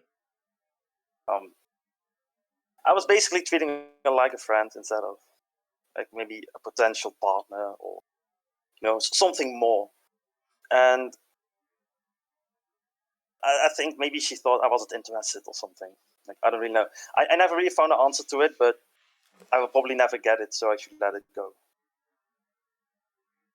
But I don't know, man. There's a part of me that says text her today, bro. No, she has a boyfriend, so let's not do it. Okay. Well, unless she's willing to cheat. No, just kidding. Well, there's definitely a chat in there. Perhaps, and I don't know. Yeah, so but I think this. My point is that like there's no amount of logical evidence that is going to like overcome a problem of self-confidence. Right? So I would say like, you know, so the things that I would leave you with, which are going to be unsatisfying to your mind, because this comes back to that protective hopelessness. So the first thing is that the actions that you need to take today are the same you needed to take 2 years ago, and will be the same that you need to take 2 years from now. They're all the same. It's just doing, right? But your mind doesn't want to do. So notice that your mind is going to want to try to figure this out. You're going to want to feel confident and secure in yourself before you ask someone out. So that too is like just like Neil, where it's like, I want to feel confident before, but that's not how confidence that's not actually confidence. What you're looking for is a guarantee. It's the very opposite of confidence. When you have confidence, you can face uncertainty, but you want guaranteed, like you're going to feel good about yourself and she's going to say yes, and then I'll ask her out. That's not actually confidence, it's the very opposite. Does that make sense? Dude, you just hit the nail on the head, because that's what I wanted to say. Yeah. So I feel like only if I have the guarantee that I won't fuck it up, or maybe she's into me, only then will I do it. Because then I protect myself, you know? Yeah. I won't get rejected or something else. And so then, like, layered on top of all of this pile of crap is your protective hopelessness, which is like, as long as your mind can just think about what your mind is doing. Your mind is like, we need more evidence, we need more evidence, we need more evidence. And all the while you're gathering more evidence, what are you not doing?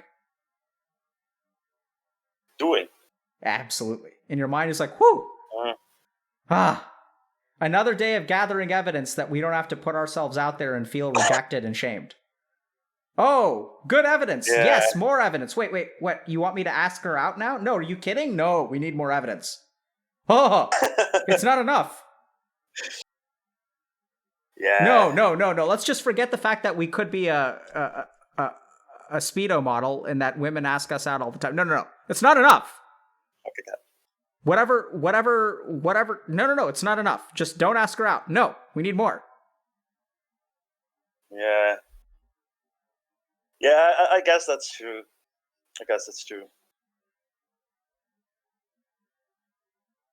I think I'm after the wrong thing. Yep. I think actually this ties in quite nicely with the moving goalpost principle. That my view on what evidence is just keeps growing bigger. And I'm like, oh yeah, but that's not real evidence, because now the evidence is bigger. Yeah. You know? So like you have to look at all of the things that your mind is doing are all like towards a goal to keep you in action. Right? Your mind is like, oh, we're like, we can play as many games as you want to, but at the end of the day, we're not going to act. Sound good? Yeah. Mm-hmm. Yeah, it definitely does.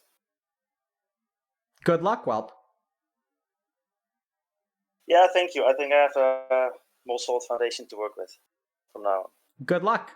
Yeah, I hope so. Yeah. And seriously, thank you so much.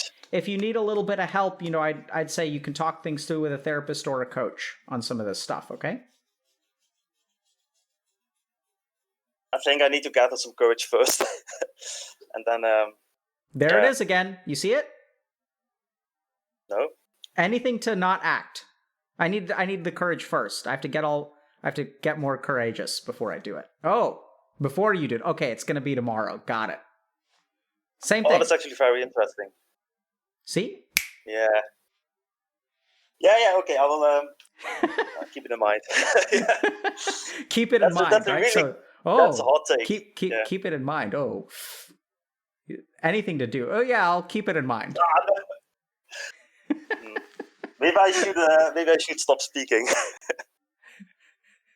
Yeah. Good luck. No, but thank you so much, dude. You're amazing. Yeah. So apparently, so are you.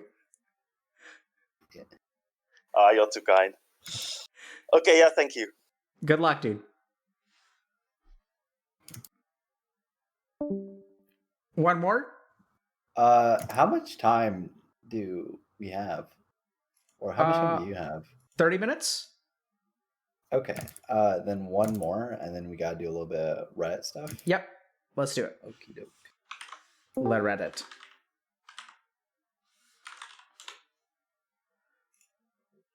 Yo. Hey, Dr. K. Hey. Hey. Thanks for having me on. Thanks for coming on. Thanks. So I'm 25. I'm an analyst at a bank, but my problem was whenever I need to give a presentation, I struggle to be articulate, bringing the right words, the right arguments together, and it doesn't sound like I'm putting my best foot forward. Have you got any methods or tips to help? Absolutely. So, and what do you go by, friend? Arflo or Roger. Okay. Go ahead. You wanted to say something else? Oh, sorry. And the second question was, you've spoken a lot about not having expectations and just keep on trying, and that's really been helping. But where does reevaluating where you're at come into that? So if you're clearly not getting a goal, it probably makes sense to revisit that goal at some point. How does expectations fit into that? Sure. So I'm going to treat the questions as sort of separate, okay? Yeah. One is yeah. like this business about expectations and reevaluating goals. And the second is how to give a good presentation if you're an analyst in an investment bank and there are associates, VPs, maybe directors, managing directors.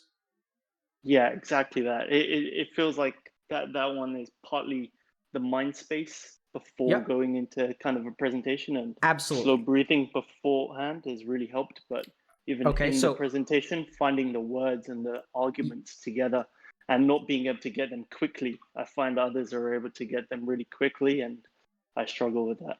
Yeah, so there's a lot of weird data here, okay, Roger? The first is that people aren't able to do it more quickly than you are. All of y'all are feeling the same thing.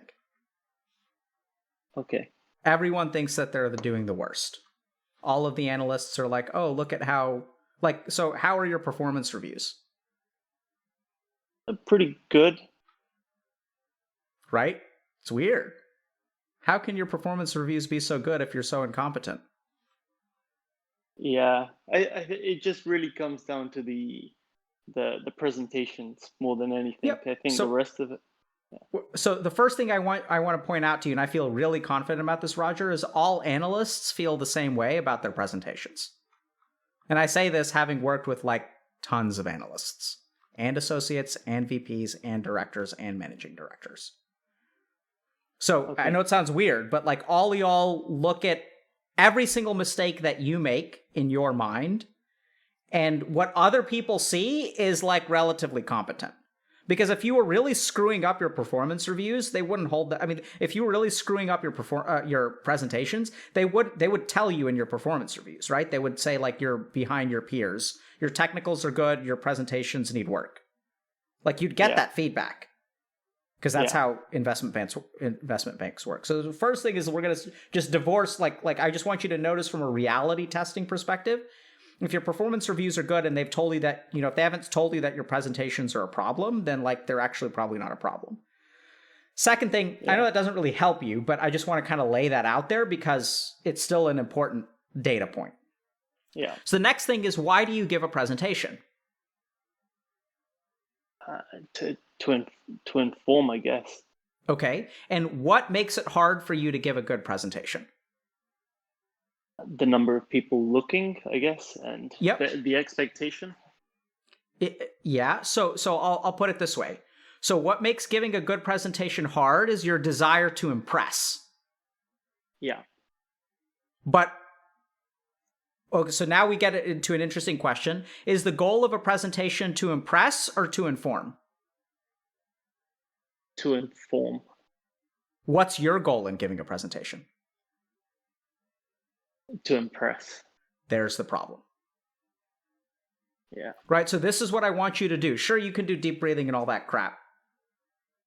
There's data behind it and all that. But this is the main thing you've got to understand. So like, Roger, this is what I want you to do the next time you have to give a presentation.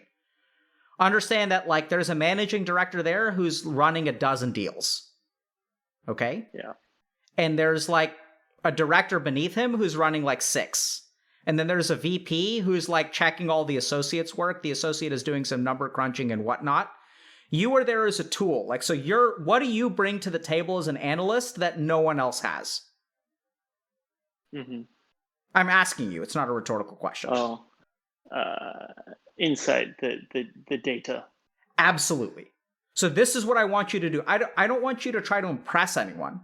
I want you to understand that you're actually, I know it's bizarre, but you're actually at that investment bank because you serve a vital purpose. Otherwise, they wouldn't have you there. What is the vital purpose that you serve? To provide insight to Absolutely. the rest of the team. So when you're preparing your presentation, this is what I want you to think in your head. I'm the only one who has all the time to dig into all this crap. What does my principal or VP or associate that I'm working with, what do they need to know in order to figure out what to do with this deal? Yeah. And that's what you should make your presentation. It's not about you. It's not about impressing anyone. Assume you're going to get fired in a year. Who the fuck cares? You're actually there because you have a job to fill, and that's to give them the actual information that they may need to do the deal. And this is the cool thing is that, like, actually they don't care whether your analysis is right or wrong. Like, they're not, I know it sounds weird, but like, no one is expecting you. You're an analyst. You're 25. You've been at it for presumably 2 years. Yeah. Right? So, like, they're not expecting you to have the level of, like, strategic thinking that a VP would have. Mm-hmm. Right? So your job is to try to equip them to do the strategic thinking. And that is absolutely, like, an important job to do. And so whether they're impressed with you or not, like, forget about it. Like, it doesn't matter. The goal here is that you want to make a contribution to the team. And in your mind, the problem is that you're trying to impress people. And then, like, it's getting in the way of what you have to say. Like, I know it sounds really weird, but it's actually relatively simple. So you can, like, sit down, like, what I would say is before you give a presentation, you sit down with, like, a piece of paper and a pen in the, you know, all of the extra free time you have as a second-year analyst in an investment bank. And then, like, at the top, you write, like, you know, what's your summary of, like, what you're presenting? Like, what's the key information that people need to know? Yeah. Right? And then, like, what are the supporting points? Like, what is the information that they need to, like, make the right informed decision? Yeah. And I think you know how to, like, frame, and it's all about, imagine that every presentation you give is your last presentation on this earth, and you're just giving this information before you're piecing out the door, and you want it to be valuable to them. Yeah. Yeah. That's what you need to do. Yeah. No, that makes sense. And when it's kind of more of a ad hoc kind of conversation where you don't have time to prepare, then I think, you know, your compass should still be the same. Or if it's an ad hoc conversation, you can even, like, I don't know if there are multiple people participating, and are you afraid that, like, if you stay silent that people aren't going to notice you? slightly, just the yeah, don't worry about that. The arguments are just mumbled and not unless coherent. you have, so let me also explain this to you, Arflow. Saying a lot of weak things in conversation and giving really good presentations only dilutes your performance. Say that again. So, like, if you do this and you learn how to give good presentations, and then you want to just speak up so people hear what you have to say, but you don't have anything to say of value, it actually dilutes your performance and is going to weaken their estimation of you. Yeah. Right? So, like, I think if you have a meaningful contribution to make, then make it. Yeah. But if you don't have a meaningful contribution, like, and you're like, oh my God, everyone else is talking and I have nothing to say. Yeah, and if most of what they're saying is idiotic, like, the VPs are going to be like, why on earth is this kid talking? Mm-hmm. I'm telling you, because I've worked with VPs. And the thing that annoys them the most is, like, analysts offering their opinion just to be heard when they don't know what they're talking about. Yeah. No, that makes sense. Okay? That makes sense. So try to help your team. That should be your goal. Yeah. I've also felt the breathing has helped, and I totally take on the point you made, but I felt the breathing has helped and distanced the performance from Good. So from the content as well. Good. So I'm happy to hear that, Roger. I think this is one of the rare examples where everything else we say on stream also applies. This is one of the few cases where I can give you direct feedback on what you should do in addition to all the standard stuff. Mm-hmm. Okay. No, it makes sense. It sounds like focusing just on the value you're providing. Yes. And the content. Yeah. Right. So this also goes back to, like, what I'll tell medical students, because medical students are the same way. Like there are a bunch of people talking about what to do with the patient. The medical student is like, oh my God, that other medical student said something. Now I need to say something too. And then like we're all trying to figure out what to do. And then like the medical students like keep on interrupting our conversation to demonstrate how much they know. Whereas like we're actually trying to like save lives here. We're not so interested in watching these medical students try to, do their peacock shows for us. And we know when a medical student knows, a lot of stuff. Like we can tell. And so I'll tell you the same thing that I tell to the medical students, which is like, it's not about impressing me. Like I think you guys are forgetting the point here. You guys are here to learn to be doctors. And like literally people are going to be depending on you to save their lives. So you should focus on like helping the patient. Like the biggest contribution is like, you're not here to impress me. You're here to help another human being stay alive. And somewhere along the way, like they lose that. Yeah. And in investment banking, like recognize that you have all of the details at your disposal. And so that's what your contribution. And then like, if you want to be a tryhard, you can ask for feedback and say, here were the details that I thought were useful for this deal. Hearing this strategic conversation, I'm now realizing that there were 2 or 3 things that I didn't want to talk about. Can I share those now? Yeah. Does that make sense? Totally. So that's what you should do. Yeah. No, thanks. Good luck. Thanks. And can I ask a second question? Sure. So you talk a lot about expectation and keep going at it without any again expectation in mind, but at some point you need to recognize failure and recalibrate. At what point do you need to recalibrate without just keep on going without expectations? You use the example of job applications. After the 100th job application, surely you should review. Sure. So expectation is not about making a good strategic decision. Expectation is about letting go of the result. Okay? So like so I'll just share so after 2 years of not getting into med school and about 80 some odd rejections, one of my uncles like sat down with me and he's like, hey, you should maybe think about applying for a PhD because like those are easier to get into. And med school is like, really seems like it's a long shot, bro. And so when I applied next time around, like I let go of expectation. I was like, chances are I'm not going to get in, but I'm going to do it anyway because it's what I want to do.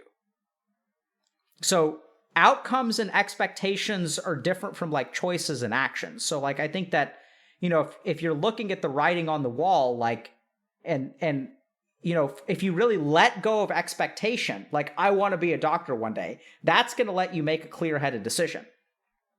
And oddly enough, I mean, this sounds kind of weird, but the two are completely different. So you can look at your situation objectively, and letting go of expectation is actually what allows you to look at your situation more objectively.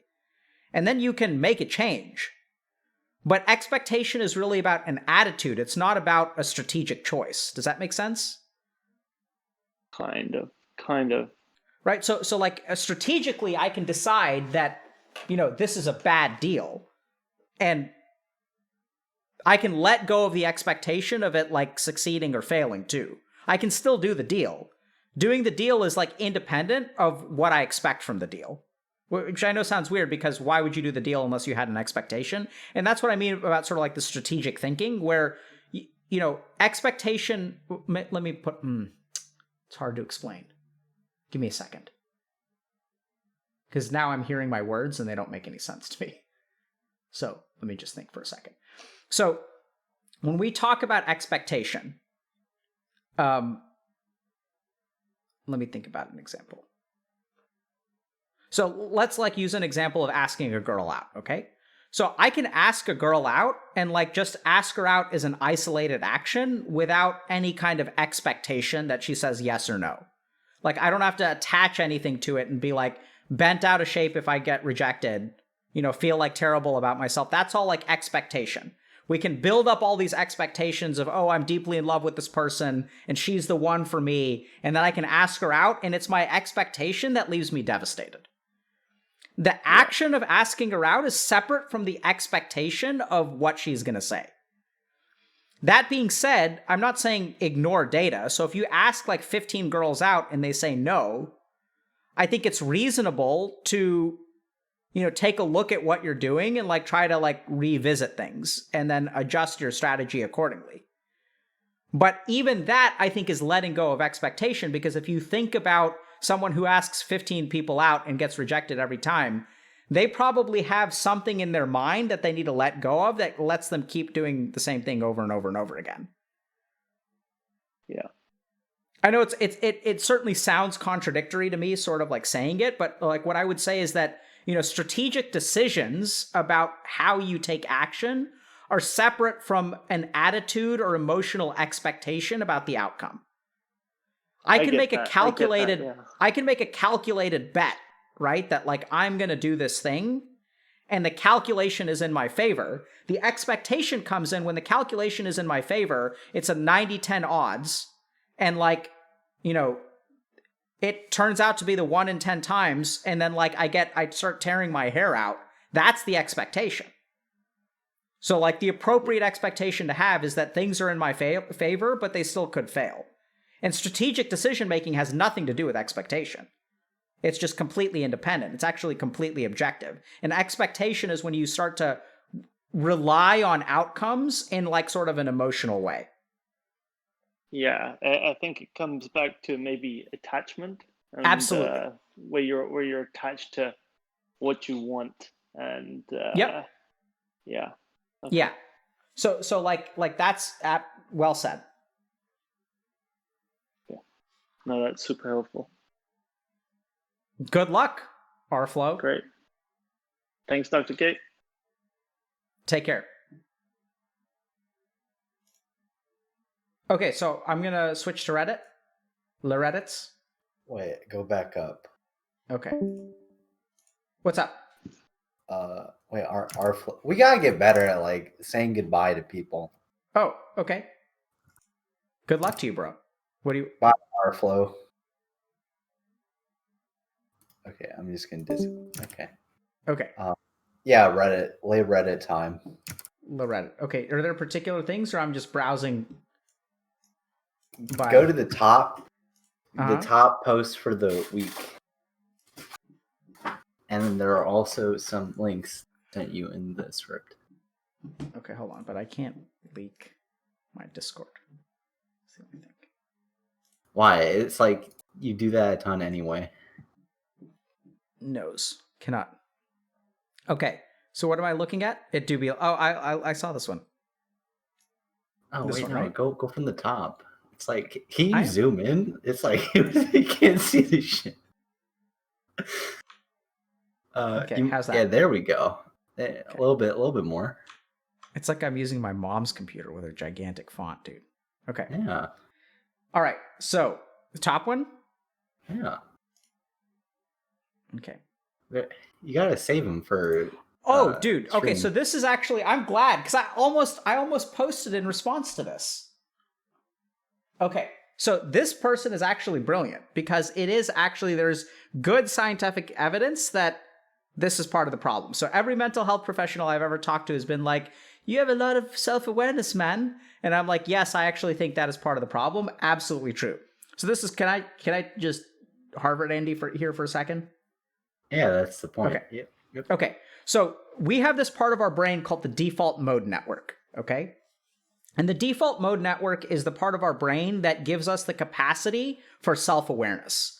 So if we look at like animals and humans, the biggest difference between animals and humans, most animals and humans anyway, is the default mode network. So like animals, like let's say like you take a deer or something, like a deer will go about its day and then it won't think about itself going about its day.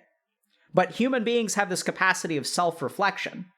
And so that capacity for self-reflection is this thing called the default mode network. So what I can do is, look at the actions that I take and kind of reflect on my sense of self within these actions. Let me just think about how to explain that better. So, if I ask, like, if a deer looks around for food in 10 places and doesn't find food, the deer doesn't start to feel like an idiot because it hasn't been able to find food and it's like 0 for 10.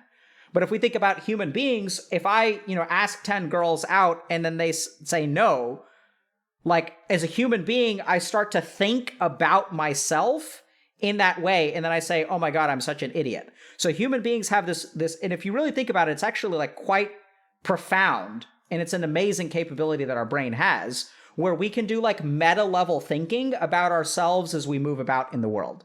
That is done by the default mode network. So it's essentially our capacity for self-awareness. Now, the interesting thing is that once we have the default mode network, we also, evolutionarily speaking, buy ourselves the possibility of depression. And what we find is that people who are depressed have overly active default mode networks, okay? So let's think about this for a second, okay? So like, I asked 2 girls out, default mode network is not active. It's just, they said no. Okay, both of them said they had boyfriends. No big deal. I'm not thinking about myself in that way. I asked 10 girls out. They all say no. Now this default mode network activates and it's like, hey man, like maybe you're ugly or something like that, right? It starts like thinking negative thoughts about you. And it's sort of this meta level problem solving thing where it's like looking at you as a person and saying, can we change something about ourselves to increase our overall chances of success? Okay. So that's what the default mode network does. Now, when someone gets depressed, their default mode network is highly active, okay? And then what happens is when I ask 2 girls out, but my default mode network is highly active from depression, then I start thinking those meta thoughts about how I'm the problem in this big situation, except now the situation is tiny. And when the default mode network is hyperactive, even tiny little things that really shouldn't be my fault become like my fault because this circuit in my brain that's like being self-reflective is always on. So then you get to these weird thoughts that depressed people have, like, oh, my family would be better off without me. And it's just like such a weird thought. But what you really see is that this is a situation where, their mind is viewing like a meta problem with themselves in things that are completely unrelated. Oh, like these people are going to fire me because I'm a waste of space. And like all the time you're thinking about yourself, thinking about yourself, thinking about yourself, which is literally your capacity for self-reflection, exactly like this guy is saying. Okay? So it's like what he's saying. He's like, yes, your self-awareness is part of the problem. Your mind's being stuck at always looking at yourself instead of taking a step back is actually correlated neuroscientifically with depression. So this person is 100% correct.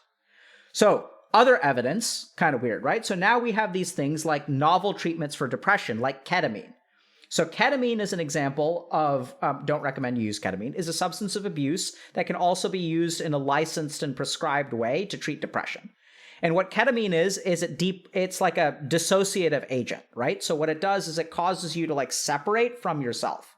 And so what ketamine does, so ketamine is one of the quickest acting treatments for depression. So if someone is in a depressive episode and they get administered ketamine, they can improve within like hours. Whereas most things like SSRIs or antidepressant medication will take weeks, right? So I really do not recommend that people use ketamine recreationally because when you use it as a treatment, there's a purity guarantee. There's also an administration issue because it is a drug of abuse. It's administered with like a nurse nearby because there can be dangerous side effects. So don't recreationally use ketamine.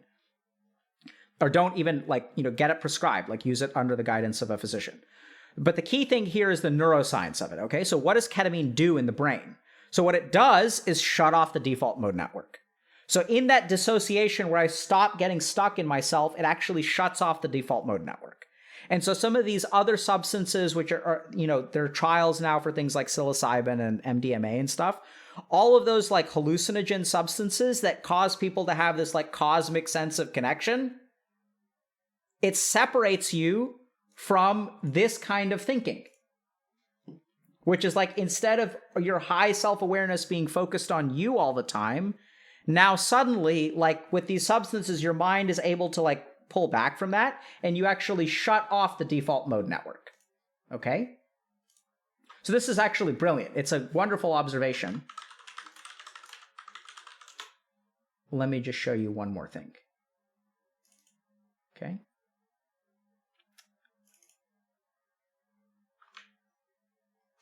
Okay, so we're going to do one more thing real quick, all right?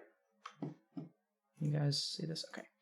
So, the brain's default mode network. People sometimes want references, right? So here's a good, I guess this is written by Marcus E. Rachley.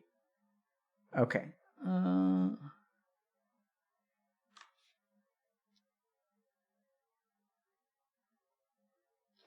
Too much neuroscience.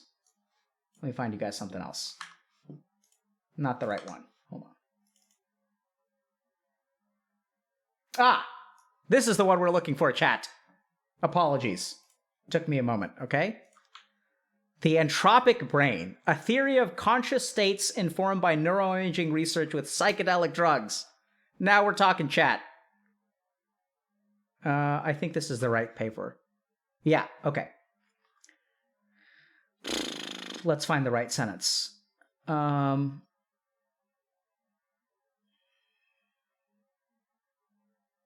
It is also proposed that entry into primary states depends on a collapse of the normally highly organized activity within the default mode network and a decoupling between the DMN and the medial temporal lobes. These hypotheses... okay, I'm going to have to explain this. I'm going to have to translate this into English for y'all. It's basically what I just said. Okay. So basically what this paper is saying is that there are these things called primary states. Okay?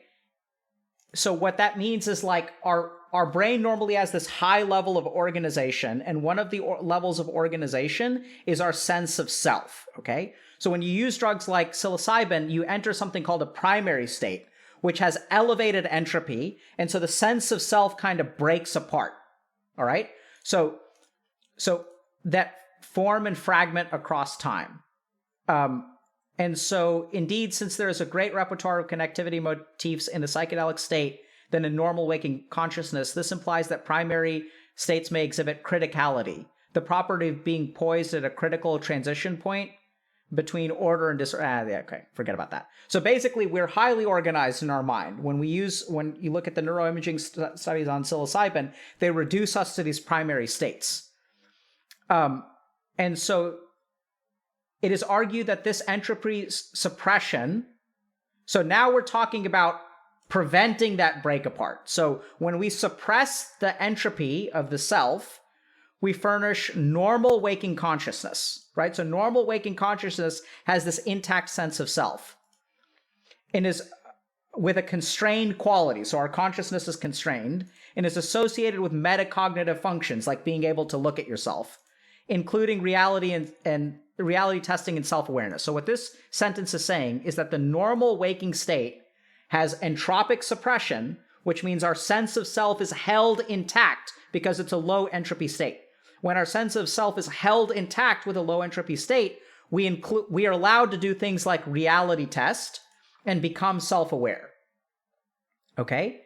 So entry into the primary state depends on the collapse of the normally highly organized activity within the default mode network, i.e. to create dissolution of the self and stop overthinking about yourself, we have to collapse the function of the default mode network, right? So this is basically what I just explained, but this is the reference because people are, want references. So does that make sense, chat? I don't know if you're failing this class for sure. I'm lost. Okay, so basically this is what the paper says. We normally have an intact sense of self, okay? This intact sense of self and our high awareness of ourselves, we're always looking at ourselves. Like an active default mode network means that when I'm at a party, instead of paying attention to other people, my mind is constantly occupied by thinking about myself. Oh, I look stupid. I sound stupid. People aren't talking to me. People are talking to other people. The focus of your mind is on I. You are the object of your attention. Okay? Like anxiety, yes. Then what happens, so when this person says, like this person on Reddit's says, I actually think that self-awareness is the problem, they're absolutely right. because their self-awareness is a high level, is their default mode network being highly active. Then we can look at neuroscience papers, and what we discover is that substances like psilocybin fracture our sense of self, and that can be traumatic and dangerous, by the way, and leave people with PTSD, which is why I don't recommend you do it. Fracture the sense of self, but when that sense of self gets fractured, you're no longer stuck thinking about yourself. And when you're no longer stuck thinking about yourself, this problem of over self-awareness goes away and people get better in terms of depression. Does that make sense? Okay. Yeah? Better? Too much science? Okay, let's go back to Lorettitz. All right. That's the neuroscience, okay? Cool stuff. All right, am I going down the list or what? Yeah, wait, can you show people the Reddit? Oh, it's there. Wait, look at the Chatards Unite. Do you see that one? Oh my god. Oh my god. It's a centaur. You know, I've always wondered, are there female centaurs? Because I've always wondered how female centaurs nurse their young. I don't think centaurs are real in general. Well, yeah, fair point. But, you know, I've always wondered. Yeah, that's true. That looks ridiculous. I've never seen myself as a centaur before. Okay. That's going to be my next D&D character. It's going to be a Chatar. All right, what's next? This one? I think... Oh god, I can hear myself. What's happening? Cruty, stop. Oh no. I'm in multiple meetings. You can just keep going, but I think that's the main thing, because you kind of Harvard Andy'd. All right. So, Cruty's echoing. This is terrifying. Yeah. I responded to this. Oh, wait, what'd you say? Like, so I said, this terrifies even me. So, like, you know, we all have, like, fears of an evil doppelganger. And when I have nightmares about my evil version, like the evil doppelganger version of myself, this is what, I never realized this, but this is now what I imagine my evil doppelganger looks like. Like, if I looked into some evil twisted mirror into a dark dimension, I imagine that I would, you know, the evil version of myself would be T-posing across alternate universes to strike terror into the heart of my soul. So, yeah. Okay. I think, like, you kind of went off and, like, you know, explained a lot. So I don't know if we have time to get into, like, another explanation post. Yeah, cool. You know, so I think we're good. Thanks, chat, for coming today. I had fun. And I apologize that, you know, we don't always have time for the neuroscience, and it's like a mixed bag. Because I think the neuroscience is really fantastic, but, you know, it can be a lot all at once. So, yeah. So, I mean, I think the neuroscience is fascinating. That's the real challenge, is like, sometimes we lose people in chat, which is why I do it, you know, only sometimes. But it really blows my mind that, like, you know, we have all these really cool studies and stuff. And then this is what I think is cool about the yogic aspect, is that you don't need to read these studies to make these discoveries. Like, you can make all these discoveries about the nature of the human mind and how you function all on your own. And so, you know, I think it's cool. Like, I love posts. Like, I love how Twitter is actually like a way to disseminate, like, knowledge about the self-reflective journey, which it's also all kinds of other things, but at least it's that. Yeah, so thanks very much, chat, for coming. I'd love to get rating recommendations. A couple of reminders, so thank you guys very much. So I noticed we had a couple of... fascinating question. Would you say that introverts have a more active default mode network than extroverts? That's a really fascinating question. I don't know the answer to that, but I'm certainly going to look into it. That's really fascinating. I wonder if there are 5-factor correlations between an activity of default mode network. Really cool question. So thank you guys very much for coming. So I know we leaked a little bit of stuff. Like, I can't help myself because I've been working on this stuff for so long. But, so I want y'all to understand that we really appreciate all of your support. I love y'all. I love being able to do this. I personally feel really good being able to kind of stress test some of our ideas, and makes me feel really confident that one of our super secret projects will actually be able to help people, because it seems like it does apply pretty clearly to some of the cases we had today. Just a reminder that, all of the support that you guys do get does funnel or fuel our ongoing projects, help support our staff and things like that.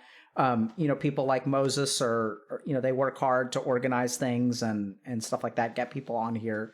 So we're really grateful to that. We have a team of people who plan, stream, and send out notifications and stuff like that. So everything that you guys donate, we greatly appreciate, whether they're Twitch Prime subs, Twitch subs, whatever. Donations, things like that. And we're going to try to do better. And yeah. So thank you guys for coming. We're going to have Abba Atlas on Wednesday to talk about men's issues, and Fusely on Friday to talk about engagement, relationships, and age pressure. So we'll see y'all soon. Can we do...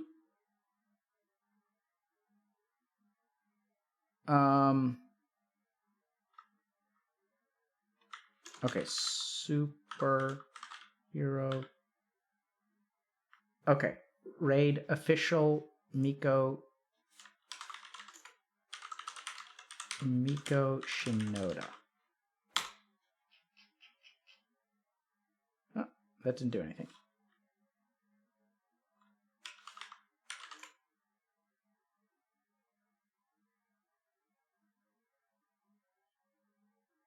Mike. Official Mike Shinoda. There we go. All right, let's go raid the official Mike Shinoda. But don't raid the unofficial Mike Shinoda, chat. We'll see y'all on Wednesday.